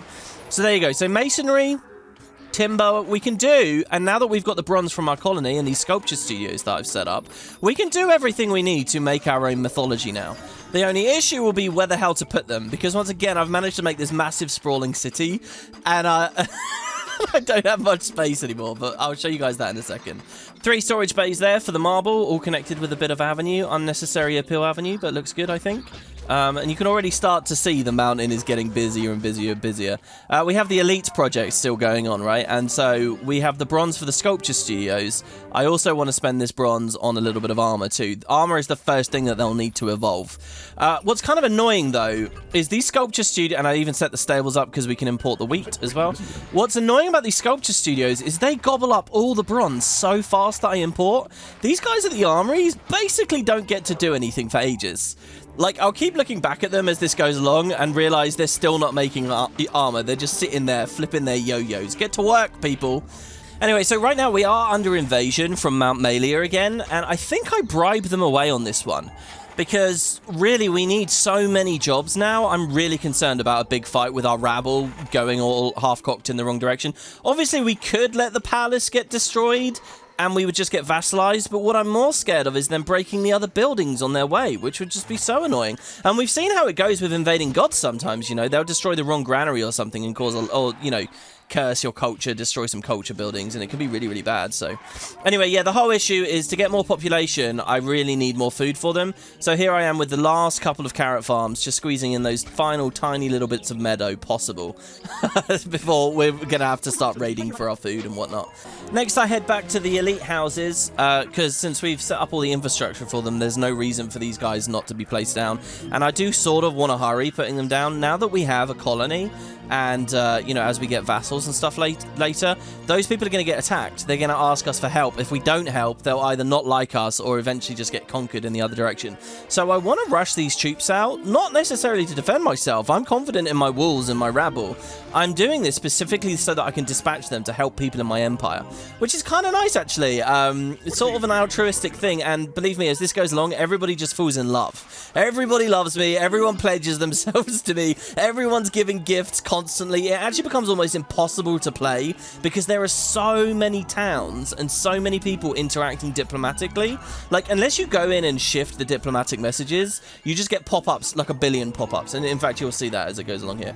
So there I am. I'm squeezing a ton of elite houses into that neighborhood, but I'll tell you guys, they're not all going to evolve because the Agora doesn't really go far enough, I'm afraid. Here, I'm looking back at the armory and sculpture production. I have armor shut down and sculpture that's me turning sculptures back on. Because because I finally want to put Zeus down. But look at this. Look at how hard he is to place. I loved the idea of Zeus there because he'd go out and roam near the people. You know, Zeus is really challenging to put down because he's massive, but he can sanctify anything. So the best Zeus in the best town, I think, would actually be an open play sandbox where, or maybe the very end of Zeus in Europa once you complete the initial adventure and then you play around there for ages. You could put a lot of mixed industry with him. In the end, I found this kind of interesting spot, right? It's on its way to the palace, so I think Zeus would possibly fight invading armies with us if they ever got up there. And it gives us a lot of space, something to do with all of that massive field that was back there. So I'm going to build Zeus there. He fits there. That's good. The one problem, where's our marble quarry? It's on the very northeast. Where did I just put Zeus? On the very southwest. So Zeus takes just so long to build. It's unreal. I take a bit of time to scout out where maybe Hades or Poseidon will go. They could go in that other spot near the towns if their plots are slightly smaller. And, well, there's nothing else for it, really. Just beautify the outside, just for a second. Oh, I drew this road up so that I could put a tower there, because that would have high ground if we ever get another invasion from that same area, and they could shoot them from up there. Pretty nice strategy, right? Well, spoilers, no one's ever going to attack from that angle again. Ugh, there's such a theme with this episode, it's unreal. Anyway, yeah, so with a bit of towers put there, there's really nothing out, and I'm happy to see that my loggers are able to get max access out of those trees and not wandering all over the place. Basically, I just have to speed along from this point. I have to hope that Zeus will build before there's too many new invading gods. And on the other side of it, we have loads of olive oil, so I start selling that at this point. And this is where we're going to start going into just a ridiculous gargantuan profit, and money will be no more issues. So as soon as I start speeding up in-game, well, a major event happens. Check this one out. Ah, I knew the second I'd start super speeding, something would happen. Well, okay, Hector attacks the city. He's coming, ready, his sword sharpened, ready to carve a path of devastation. We have 12 months to ready ourselves. Well, we'll see where he is. We might try our watch post idea against him as well. There is, of course, Achilles' Hall. Let's remind ourselves what Achilles wants. He wasn't too bad, if I remember rightly, especially once you were... It wasn't he wanted some elites, maybe? Let's have a look. This probably won't be the final place he lives. No unrest, that's fine. Ugh, he wants a sanctuary to Hephaestus. But we're building Zeus. I think we might deal with Hector with rabble, or because it's open play, Hector's probably going to be out in some weird corner. I don't know. We'll see. Or we could try the watch post idea to deal with him. Armor and storage is fine. Hoplites is fine. We're basically on our way to that anyway. And the wine, we're on our way to that as well. But Hephaestus, I don't know if I want to build Hephaestus. Well, to tell you the truth, spoilers, I will end up building Hephaestus. We have that spot for the final god. And and Hephaestus is small and fits perfectly in near those armories. Sanctifying the armories so that then, by the way, my elite houses, those neighborhoods, I gave them dedicated armor bays. So he'll just vomit out armor and resupply and rearm our guys at max speed. Unfortunately, they won't get horses as fast as they possibly could. But, you know, that would require some weird fiddling with Poseidon on this setup, I think. And we've done enough of that. So I'm just looking at my olives here. I expanded the olive presses because now that we're selling it, I want to be 100% sure that we're actually in a surplus. Oh, and just before Hector actually attacks, and I cut you back to the live commentary in a second, I do want to specify we're selling something else as well. We're selling the marble that we're getting out of that quarry, because we just have so much of it, and that's also one of the reasons our money does well. Now, why do I mention that? Well, because when Hector attacks... Alright, so what do we got? Oh, they put Hector at the quarry! Oh my god, that's brutal! You know, we're selling marble. Ugh, they put it at the exact same place that Artemis spawned at a second ago. You know, you need to build Hephaestus to get out of this, and he's just going to assault your little quarry. That is horrendous. Well, we could try to rabble kill him, since we have all of our guys stationed out doing anything anyway, and still we have a little bit of unemployment, but I don't know. Maybe I'll try the watch post thing. It's such a built-up, horrible area, though. Maybe he roams away or something? Ugh, this is horrible. Is he just going to stay all the way out there? If he... Okay, look, he is right in the corner, to be fair to them. Okay. Well, alright, so... Let's see. Can we do this, maybe? Okay, he's buried in there now, surrounded by guards. Let's see. Will he stay there? We have him subdued. The only issue here, is he going to get out the top? Yeah, go back in. Oh my god, oh yeah, this might work. Here, look. And then he just goes in again. And he should be just caught in this infinite fight now. He might even die eventually from that. It would take a long time to see. It would be really cool if we could totally lock him in next time he goes in. Oh, see, look, he's breaking the buildings. So I do something really weird here, and it's just, I mean, we don't have a choice, really, unless we want to put a bunch of rabble there and do this differently. Which we saw takes an obscene amount of time fighting that Cyclops before. I'm just going to look away while that's going on and hope he doesn't destroy too much of our marble, because we're trying to build Zeus as well at this point. What was really brutal there is if I hadn't gone for Zeus first, then we could have just spammed Hephaestus out really fast here, got the Heroes Hall and been done. But because I'm building Zeus now I'm asking them to build both at once. And by the way, check out the UI here on the Mythology tab. It does list the sanctuaries as you're building them and what they need. So here, needs materials, 0% complete. And when you click those buttons, it warps you directly to the sanctuary, wherever that may be in the town, which is not so important at 1080p, but at the lower, earlier resolutions of the day, you can imagine was handy. Wow, weird. We just got a Trojan city for some reason. And they're paying us bronze in tribute. That's awesome. And they're selling marble, which I don't know whether that's really that necessary. That's crazy. We didn't do anything. Thank you, Ascania. Every time Ascania's appeared in the game, they've just pledged themselves to us straight away. So here, the fact that these guys now sell us our marble, I wonder if this is all scripted to happen in this order. Now that we've sort of lost our own quarry, now we can just buy the marble for Hephaestus from there. Is that what the devs were doing with that? Looking back at it, you'll see it's just chaos, but no more buildings have been destroyed, so it seems fine. Over here, of course, I've put my Hephaestus Bay down. You can see how I've got the armory structured out front, so we'll get lots of sanctification. Also, our own foundries can be placed down as well for our own native bronze, even though, you know, we got a lot through importation and tributes now. Anyway, so here in these last couple of seconds, right, I think, okay, I will put some rabble over near Hector to maybe distract them a bit more, maybe start doing a little bit of damage. Right as I put the rabble there, and I'm really talking just a couple of seconds, like some of the rabble that I've summoned, they haven't even walked through all the walkways to get there yet. This happens. Probably the biggest shock of the whole episode for me. Oh, wow! Oh my god! Okay, so the watch posts were definitely doing their job there, because Hector died so fast. Oh my god, I'd only just put the rabble there. Oh, I wish I didn't put any rabble there at all. We would have just seen him die to the watch posts. Well, there you go. There's the strategy. And you'll notice, even though there's a lot of rabble here, he stopped breaking things. They did hit equilibrium. Wow. Oh my god, I'm really shocked that that worked out there. I'm going to leave these flags, like, over here. Actually, we can keep these guys summoned as well, because it seems this is kind of a hotbed of activity. So, hey, we can rebuild this. Now, see, I was scared of this. Our allies ending up being under attack. This is why I've started to get some guys going. So, let's dispatch some troops and hope that's enough for now. So we were actually quite lucky there with Sardis being under attack at that point, because our first armor had just come in. That was the first little bit of evolution on our elite houses, and we can just get those guys out in time. But yeah, I can't believe it. Hector died. I do kind of believe now that probably the monsters have more health on the higher difficulties and less health on the lower difficulties, which might explain why he died so quickly there. But it's hard to tell, you know, why would that be a mechanic when they expect you to just be in this binary situation of they died to the hero or not. Anyway, look at this huge Amazon war party. Absolutely awesome number of guys. And that rabble we just stationed near the quarry ends up being really high value. Where they landed on those boats is basically where I think every single other invasion now lands, on that piece of shoreline there. And eventually I'm going to end up building this all up with a bunch of towers and walls to fortify this area. Because look, they just end up destroying everything. And the worst thing about, like, if you go to this extra length or beautifying your industrial areas, when they break the columns and they won't break the parks. I think parks like footpaths they won't actually destroy. But when they break stuff, you now just get loads of rubble around, and it's really hard to tell what everything initially was, which is pretty brutal.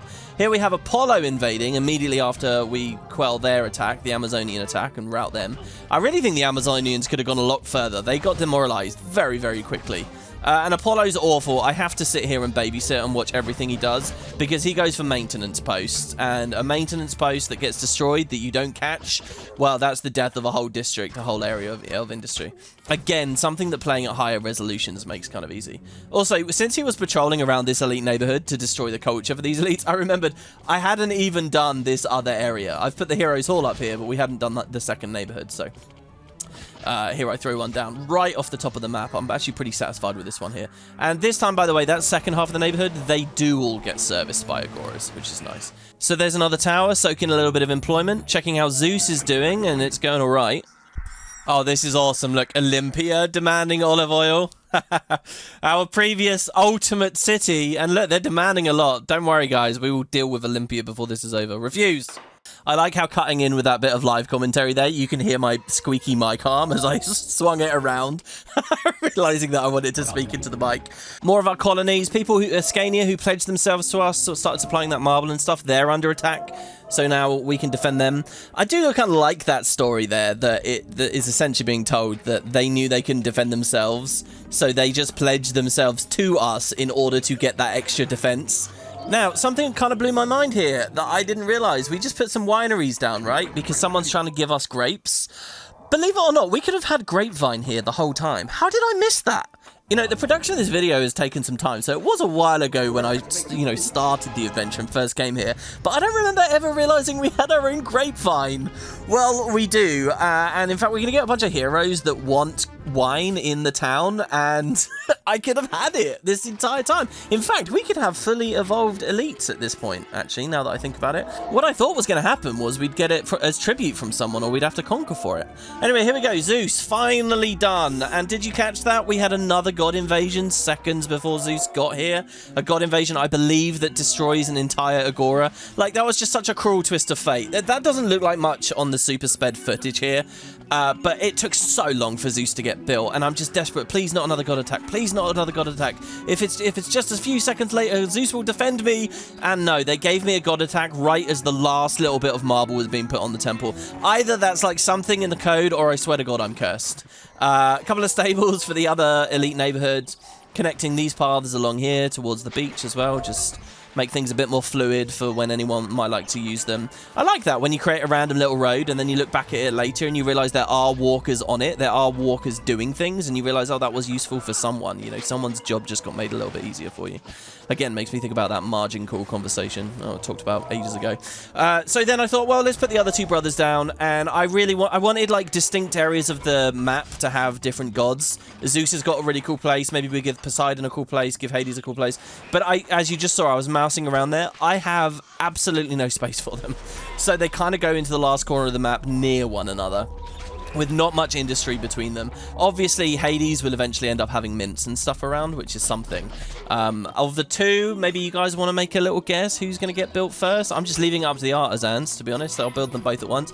Who gets in there first, Hades or Poseidon? Oh, yeah, and I have that awkward gap in the elite neighborhood up there because, again, breeding grounds and boar, which feels like it's a common theme with most of the elite houses I've built throughout this Let's Play. There tends to have been boars in the marshes and stuff right near them. Let's see how you fare with Hydra in your city, unwise mortal. Oh, now this is interesting. Usually, isn't the Hydra unleashed by Zeus? Am I wrong about that? Let's have a quick look here, because we haven't heard that dialogue before. Gods. What was that? Athena? Oh yeah, no. Athena unleashes the Hydra. There you go. If she is truly out to get us, which she is. Well, let's see where well, hold on. Let's finish this quick little project here, which is to get our peers in. I'm actually not sure why I'm talking about it in the super speed commentary at this point, because there's so much happening, and I assume it's going at a hell of a pace. Yeah, we're muddling our way through. Christ, we're gonna... Well, I'll build that maintenance in a second here. Let's see. Oh my god, oh, it spawned over here. Oh, wow, right off on the left. That's crazy. So, who can we summon for that? This is Hercules, of course. Hercules could live near Zeus in this place. Oh, that's so good. And he could defend the palace by being here. And there we can surround him with a peel. What does he want? He wants wine as well. Ugh, and he wants all the culture, though. Ugh, he has to live near the elites. He can't live here. That was too perfect. We could deal with it with Rabble again. Well, you know, it might be nice to see Zeus deal with the Hydra, but then it is just wandering around in no man's land. Oh, is he going to do something? No, you don't know. All right, back to the other commentary. So I end up going with Hercules up by the elites. We now have 2 hero, and people were still requesting more aid. Not a single attack that I ever sent to aid for people failed. I always had enough troops, which was very nice, you know. So yeah, we're going to have 2 heroes now up by the elites. We're actually going to end up having 3. It's going to be a hell of a nice neighborhood. And here, look, at last, I've realized, oh my god, we had Grapevine the entire time. Like, I was looking at all these piers. The reason I was placing them is I was thinking, surely someone gives us wine. Surely someone gives us grapes that we can turn into our own wine. You know, I had the wineries down. Someone was giving us gifts of grapes. But whoever that was wasn't willing to trade them. And that's what led me to eventually think, hold on, can we put one? So we could have done a cool thing where at the base of the mountain, we had some of those carrot farms shifted out by one and Grapevine on the very, very inner ring. And we would have had this weird claustrophobic like circle of Grapevine sandwiched between cliff face and carrots. But yeah, so here's Hephaestus, who's finished up as well, immediately sanctifying the armories. A couple of foundries down as well. Remember, he only gives you like 4 nodes or whatever, so I give a couple. I guess if disaster ever struck, the allies, vassals, colonies that provide you with bronze would, you know, rebel against you, and then it's a terrible issue, and now Hephaestus is giving us our own. But as far as I can see throughout the game, that never, ever, ever, ever happens. In fact, I don't know if it's possible for a colony you've established to ever fully break away from you. Some of these houses needed a bit of appeal, and that's what you've seen I've been messing with here. And finally, I'm trying to get the balance of these gyms just right. I need one of the gyms to take this low road to the stadium on the right, and I need the other gym to go to the stadium on the left, and that meant creating this like shortcut road. I was pretty cavalier and rushed about this. If I had done it wrong, this could have been a serious problem. But no, I managed to nail it just right, and there you go. There's the competitors running on through. Those culture tab map modes are incredibly useful. And looking back at the housing block, I really want to involve these last 2 quarters, but I'm still not too confident with food, so I move another local granary. Like, if I can see that they're all stuffed with carrots, that's fine. The only issue will be the getters, so I want them as close to the housing block as possible. And I've done it both on the north and the south. Here I put my last monument into the housing block. And check this out. This is something I have not shown you at all in the playthrough. Look at how cool this is. This is a totally new monument. The entire playthrough, we could have seen these, I believe. But the way that the adventures are structured is it's kind of tricky to realize that they're there, or you move on really quickly. So this is a very rare sight in the game. I love the pattern. This is basically the coolest monument, the most obscure monument in the game. The way you get these is by defeating monsters in your city here. But we've defeated a lot of monsters as the game's got along, and I swear we haven't got these monuments every time. So I don't know exactly what the game is there. I think sometimes when you beat the monster, what's actually been happening is we've been getting the larger sculpture to do with like the specific god that, you know, asked us to take them out, or something related to that. Or it's just because we've been moving on and I haven't noticed them. It's called the Heroic Figure Monument. So its name suggests to me that it's probably supposed to look a little bit more like the actual god monuments, you know, the large Hades statue or the large Zeus statue or whatever. Maybe this was supposed to be a generic one. Maybe they had an idea where you would have an actual monument to Perseus and a monument to Hercules and a monument to Theseus, but they never ended up putting them in the game, so you get this kind of this generic one instead. But even as a generic one, it's very cool because it's so rare. And unfortunately, I don't really have a very special place to put it anymore. Having 4 of them in the inside of the major city block would be awesome, but you're limited on how many you can do based on how many monsters attack. For this colony, there's going to be 3 monsters overall, of which you've already seen 2. And the last one, just as a sidebar, is a total bitch. Really annoying, but probably my favorite monster of the game, actually, because their special animation is just so cool. It's the Medusa, and, you know, she'll turn people to stone, and just turning people to stone is such a nice, weird special effect that none of the other monsters really have. They just have generic rampage around or trigger fireballs and so on. So yeah, the Heroic Figure Monument. As you just saw there, I ended up putting him out the front of the palace in the hopes that one day there'd be a nice big invasion. Speaking of invasions, here's another army of Trojans coming on in. And now that we have Hephaestus, he just immediately sent Talos to help us out. This is actually a huge fight, and these guys get really far. Very, very strong battle. In fact, probably, guys, you're looking at the most intense, like, invasion force in the Let's Play. Lots of horsemen. Lots of hoplites. Look at how far they get through. Just battering all my stuff. And I just sort of realized to be zen about this. You know, they're going to destroy things. You can't rebuild it until the troops are gone anyway. So just watch and have fun. Oh, yeah. Look, there was another slope up. There was another way up. They bypassed half of my defenses for this hidden slope I didn't even realize existed. Ah. There was a weird thing going on with the water crossing where a boat was stuck on it and various soldiers got kind of stuck. But look, they move all the way up. They move near the monument. They're right near the wall. And then finally we beat them back here. Zeus did not get in on the action. But there you have it. That's that fight had them going through all of our rabble that was stationed. Our horsemen were ready. I think it's unfortunate that the AI in this game... Oh, by the way, I rebuilt that granary, and then as the invaders fled, they broke it again, which was pretty aggravating. Yeah, it's a shame that they don't seem to pick the gatehouses as attack points. I've always been imagining them as trying to, you know, batter down the front door with Grand style thing, but no, they don't. And there, look, I put some cavaliers over in this hotbed of invasion forces on the beach there. But those guys, though they're stationed out there, and I'm thinking, okay, I'll just leave them permanently like I would with rabble. Next time we send someone out on an invasion to conquer a place for ourselves, they disappear and their flag goes away, and you'd have to keep reassigning it. It's a real shame that the game doesn't remember where you have hoplites and where you have cavalry, any kind of elite soldiers, so that when they return home victorious, they go back to their original post. They don't, and then it kind of ruins a lot of your static defenses, which is a bit of a shame, and limits you to rabble for a lot of those static defenses. So yeah, and it's a shame that they don't go for the gatehouses, because a lot of my imagination on how these attacks would work was expecting that, and then they never did.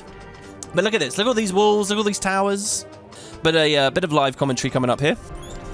Okay, so big moment here. I'm going to invade someone who will produce food. I don't know who it'll be. So we got the Greeks, the Trojans, the Persians, the Amazons, and then I'm just calling these guys the cave people. So these guys produce carrots.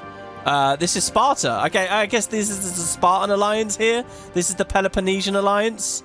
So we could get carrots off of Sparta. They don't have too many shields. Olympia actually has barely any shields, but they don't produce anything I care for.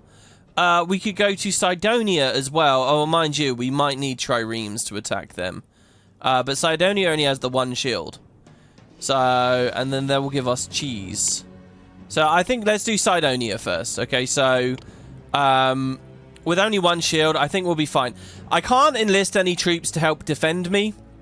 Defend my other colonies while I'm away here. So what I will do is I will just say our horsemen, and we'll send them. And if they can't do it the first time, I'll do my hoplites. So that should be good. And thus begins the invasion section of the playthrough here, where I just relentlessly start trying to conquer people using these horsemen, retaining other people to defend. And it's a really worthwhile strategy. Build some walls in the meantime, and then... Oh, well, easy enough. There you go. We conquered Cydonia. Nice. That was very, very quick. All right, so with that, I can set up whatever they're trading. It will be a pier, won't it? A pier to Cydonia right here near the city, which gives us some food. I really loved this idea because, look, now we have cheese right next to these getting granaries. They'll be so happy to deliver that. But this Cydonian pier, boats never come from Cydonia, ever. And again, it's because they're zero. They would only trade us 12 cheese anyway. It's not really that much.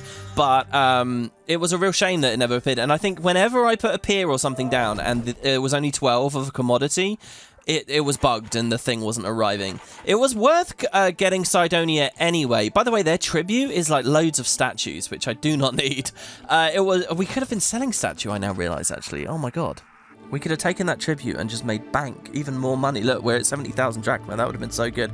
It was worth it anyway, though, even without the pier, which I'll end up replacing, because I pay them off with some drachma, make them like me, and now they start giving me regular gifts of cheese. And the gifts are pretty big, like lots and lots of cheese. And in fact, that happens every time I invade someone for more food now. Like I'll get Sparta for their carrots. I think there's like 2 Amazonian places. I think every alliance basically has a foodstuff producer. So we end up with a pretty, and it's always different as well. Like one of them's meat, one of them's cheese, one of them's carrots. And with all of that, with all the gifts coming from them, they keep us all very, very, very well fed. By the way, speaking of different foods, you notice how it's carrots again. We can grow our own carrots. Well, can we buy onions from people?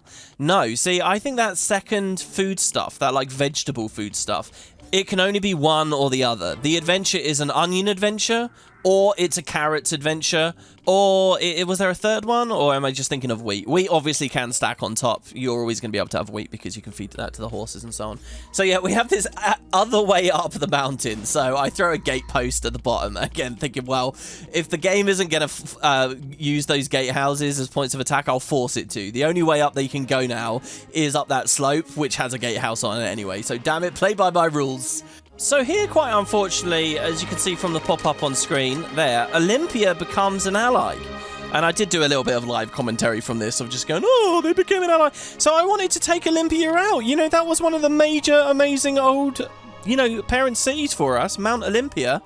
And I have come down from Mount Olympia. Is that literally the idea?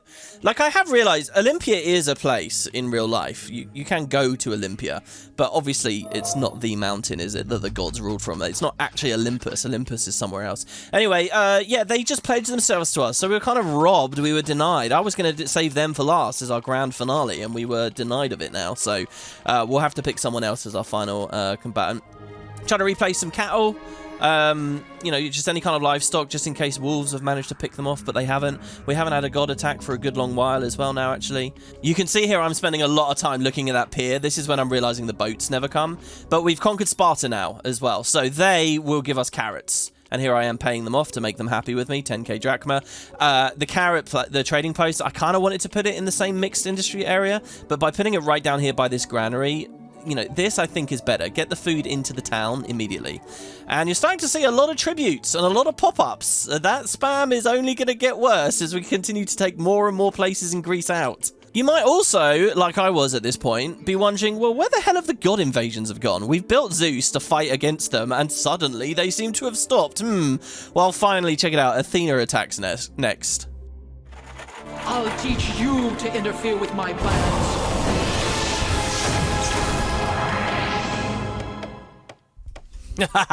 Get battered, Athena. And, you know, in one way that is so satisfying to see, knowing the mayhem she would have wreaked, spawning at the palace there and all that. Especially if that had lined up with an invasion of some kind. But on the other hand, I don't know, couldn't we have seen Zeus, you know, beat her up for a little bit longer? We only get, oh god, listen to what I'm saying here. We only get a few frames of it to enjoy. Here I am beautifying the outside of the housing block, because some of these guys on the corner, basically Appeal was perfect for this whole build, except some of these guys on the corner. So yeah, I'm grabbing that and evolving them. Finally, check it out, oil in one of the corners, now that we've got this excess food, and we'll be conquering a third place for food now as well. And after that, I'll evolve the final block, and we will have all the employment that we could ever know what to do with. In fact, speaking of what we know what to do with it, there you go, this is our next pier to this final place, Silica. I think we do actually we do get cheese off of them, so that's fine. Speaking of employment, one of the things I'm hounding for now is triremes. And if you were watching closely a second ago while I was rambling away, I have placed triremes down, but I've sent all the wharf workers home except for one, so I have one boat now. One boat that I go out and send off with the guys, which is kind of good timing because everywhere that I attack, I'm raiding first for food. So I'll pillage meat off of them right before I attack them. And those huge amounts of goods that we get in the pillage are really useful. And by sending a trireme with them, again, according to impressions, we've boosted the amount that we're getting there. Again, I don't know whether that's really true. I think difficulty determines how much you get from a gift or a raid or a request more than anything else. But yeah. So look, this pier does work. So we can get cheese at one of them. We can get carrots at another place, and generally speaking, things are good. Look, I got my armor and my wood and my armor storage bays up near the triremes, all set up real nice as well. Poseidon down here, you see, is finished, so I give him some beautification, get rid of the artisans that were working there, the unsightly artisans. Some fish ponds, because water near Poseidon, that's just how it's got to be. I actually really like the idea of Poseidon totally surrounded by fish ponds, but that would take a lot of space. You know, maybe use the fireballs from heaven / tidal wave trick to create some kind of flooding and then surround him, I don't know, with water there. I think in the expansion, they do a lot of stuff with waterways to restrict where you can build things. And there you have it. With all the employment, we get all the triremes out on patrol. Medusa will show you what happens when you fool with Mother Nature. Nice! Now we hear Demeter unleashing Medusa on us. So, my serpent head friend will make it harder for you to feed your citizens, you villainous mortal. It's about time someone comes along to teach you a lesson. Do you know what this reminded me? So that's Perseus at all. I haven't even dealt with the Hydra yet. We could have done this ages ago. So, let's see. So, we have Achilles, who was meant to fight Hector, but we dealt with Hector on our own. We have Hercules. Did I not place Hercules back down? Wait, no, I must have. Oh, here we go. Hercules lives here. So we can send for Hercules. And then we can have Perseus living among them as well. That's kind of awesome. And he can live on the north flank where this gym was kind of awkwardly put down here. Your attempt to summon the fearsome Achilles has met with success. Okay, Ascania wants some defense. So let's just quickly do that.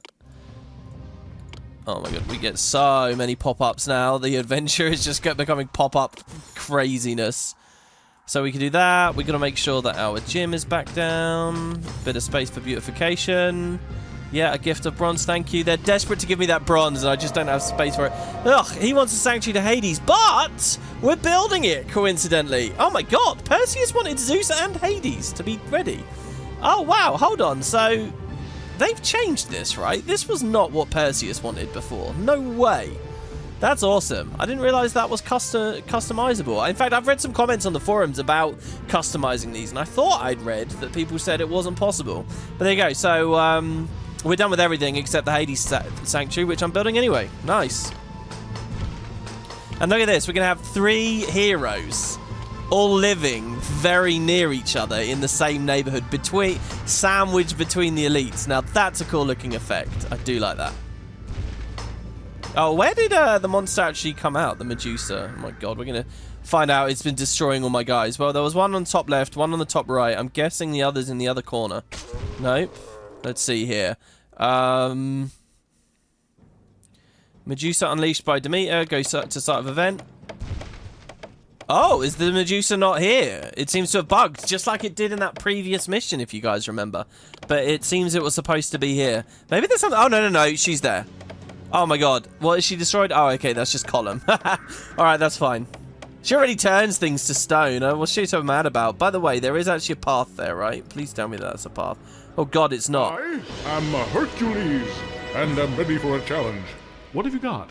So actually, I think what she's done here is she's created access from Zeus. Oh my god. Oh my god, she's going to visit the town. Don't go up there. Oh no, this is not good.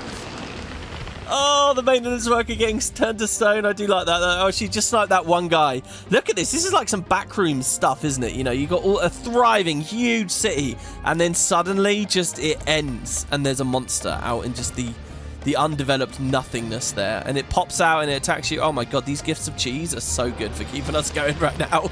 Oh, brilliant. Did we just conquer a place? So yeah, that Medusa is brutal. She's going to be smashing a lot of stuff. Speaking of conquering places, another thing I should at least say out loud is a couple of our original trade partners. Remember how it started with all the Greeks liked us? You know, we had a couple of random allies and we got those first trade posts in. Well, it did not take long for them to rival me. So actually, we've been pretty much alone. Like Amphipolis, we had a trade post to, and I'm only just now attacking the Greeks again at this point in the playthrough. You know, I saved them until pretty late. I didn't want to, you know, if they wanted to pledge themselves back to me, then they were welcome to. But they didn't in the end, so we had to go show them some military might. The other thing as well that's kind of annoying going on here, I'm just waiting for Hades to build so that we can put the hull down so that we can get Perseus to deal with the Medusa, and then we conquer the last places, and we're really coming to the end of the adventure here now. But Hades is not building, and I'm thinking, what the hell's going on? It's because ages ago, and I'm really talking ages ago, long before Poseidon got finished, I actually, and here I am just clicking through, look at all these pop-ups over and over and over again, I shut Marble down when we needed a little bit more employment, while things were still a little bit unstable before we got all these guys up to Townhouse. So I'm just watching this, and I'm leaving this all in the video so you guys can see, until finally I realise, oh, we have to turn Marble back on. And look at what she's done in the meantime. Ugh. Have you ever seen more solid buildings? Archimedes would be proud. These fucking maintenance guys, what are you talking about? They say that every time they're standing in a wasteland of destruction. What are you talking about? I gotta rebuild all of this. Why don't you defeat the Medusa all on your own, eh? Gotten to the point here so long now that Olympia's beginning to give us gifts. Not only did we not get to attack them, but now they're cozying and buddying up to us. And I think that's because we got a good history, you know. Every time an ally got attacked, I defended them. I sent more than enough troops every single time. Speaking of which, look at how many forces we have. This final invasion I'm going to do here before we end the adventure is going to be the biggest one that we've done throughout the whole playthrough. Like, it's going to have heroes with it and everything. Ah, look here. I finally triggered this bug. Do you guys remember ages ago I said you could plunder stuff from one town even if they don't produce it because the game doesn't know that you've clicked on a new town? Here, look, I'm raiding Hattusas here, but it still thinks that I'm raiding someone who produces carrots. They only produce wood and fleece, and yet carrots is available here. See, wood, fleece, drachma, but I already have carrots selected as the plunder from my previous plunder operation. So I can plunder carrots off of Hattusas here, even though they don't have it. I mentioned this genuinely like 30 episodes ago. Oh, even this gets in the Let's Play. Brilliant. So here you go. Let's throw our stuff at them. Good luck. Get those carrots. And this final little super speed section here, it's only a couple of seconds long, is me trying to get Hades and just spamming right click to get through these messages as fast as possible because they're just infinite. What's really ironic and annoying about this as well, by the way, is as soon as I finish Hades, we have a new ally that wants to gift us marble, which, you know, would have been really handy earlier while I had the industry shut down. But there you go. So the third brother is in all three gods in one big, beautiful military powerhouse. Oh my god, the gates of Hades are complete.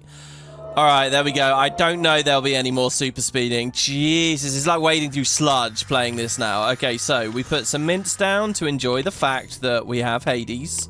Okay, just for the funsies.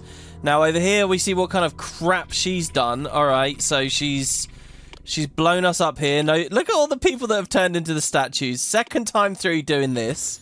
So let's fix this. The thing is, was this all housing? I know the outer row was. Oh yeah, it definitely was all housing. Okay. So she can do that. Actually, before I rebuild this, let's come up to our final hero, Perseus. Where are you? Perseus wanted Hades and Zeus, so you get two of the brothers just in natural course of this.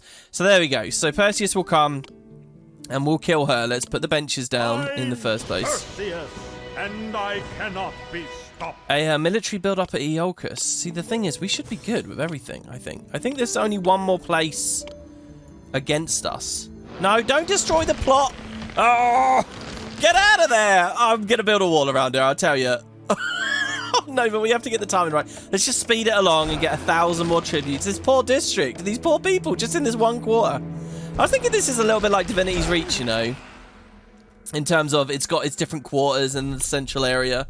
But obviously there they have a palace in the middle. Well, don't you guys worry. In the next episode, I have something good for that. There, finally killed her. It is truly a pleasure to live in this. Thank you. It was a pleasure to watch you slay the Medusa. So that's the last monster defeated. We can deal with that. We can put our pillars back down. Our columns, rather. And we can admire the town. So the tricky thing about this, by the way, that the guy wasn't sure about when he put his design online, was he wasn't sure that you could have this one magical college feeding 4 podiums. But see, what's really nice about this is you have the 4 podiums. They're all about equidistant. And so, like, these ones, he's on this side of the block, but the podium is a little bit closer here. Over here, it's a little bit further. So they do send them out. One college hitting 4 podiums at once. It's very rare to see a city design that utilizes that. And then, yeah, 2 granaries feeding 4 blocks worth of people. 2 storehouses providing all the olive oil and everything that they'll need as well as they re-evolve here. See how this podium has turned off for a second? They will turn off for a second, but then they'll send a guy out who'll turn back on, and before they lose their culture and devolve, they'll be okay. I do actually, I mean, I might have already talked about this in the commentary, but I put super high weighting on. Look at this. Look at playing this. Look how many pop-ups I have to click through. Ah, yeah, I get it. Tributes, thank you. We're the king of all Greece. I bet Impressions had a real time setting up all the tributes and everything for all these goddamn places. So as far as I can tell, there's only one more rival on the entire map here. We own everyone. We have unified Greece. Post-earthquake Greece. The last people here are Mount Ida, and they had the most shields possible earlier. They had loads, but I think they just said there was a military decline. So let's see the magic here. Every single trireme Oh no, that's just plunder. I'm gonna go for conquering outright. All these horsemen, we're missing 2 horses from these bottom 2 companies here. We've got a bunch of hoplites as well. Let's send Hercules. No, let's send Perseus, because he took ages there. Send the full navy and enlist the support of Salamis, our colony, who has more shields than anyone else. Well, actually, Troy has a bunch of shields as well here. Shall we send Troy? I kind of like that idea. Here, Troy, you come. Right, so here we go. So let's dispatch to take out Mount Ida. The final place, and that's open play, and I'm pretty sure they'll succeed here. Thank you for the gifts, but it's okay. And that's open play military done. We don't get to see this. I really did try to goad them into attacking us here. Oh yeah, after a certain point I realised our economy was really good, or like, I don't know, the game just stopped attacking us. So what I started to do with the later invasions, and you did just see it in the super speed there, is I sent all of our forces out all at once, leaving myself naked at home, in the hopes that the AI would then think, oh, he's weak, and send an invasion, because that totally works elsewhere. That's what I mean by I was trying to goad them in, because then we would see an invasion, we could see all these new fortifications I put in be put to good use, but it never happened. I did try though. But we had a lot of good combat, so I'm overall pretty satisfied. All of this coming from this one mountain. Pretty amazing, right? There we go. We conquered Mount Ida. Most martial potatoes. Our army was victorious in Mount Ida, and their leader, Tisaeus, Jesus, how do we say that name, is ashamed. Mount Ida is now ours. To celebrate our achievement, you can build a commemorative monument. And well, there we have it. That's the story of Eretria. Woo! And the conclusion of Open Play Military 2. Thank you very much for watching, guys. Let's move on out now. I want to take one last look at our housing block here. Oh, beautiful. Oh, so nice. Let's save this as Eretria thrives. Eretria thrives. Now,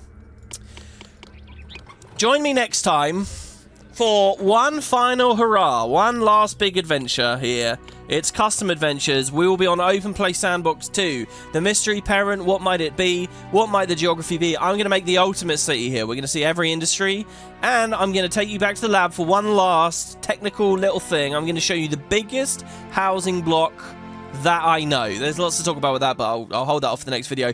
Join me next time for that on the final bonus video of this second trilogy, and indeed of the whole Let's Play. Open Play Sandbox 2.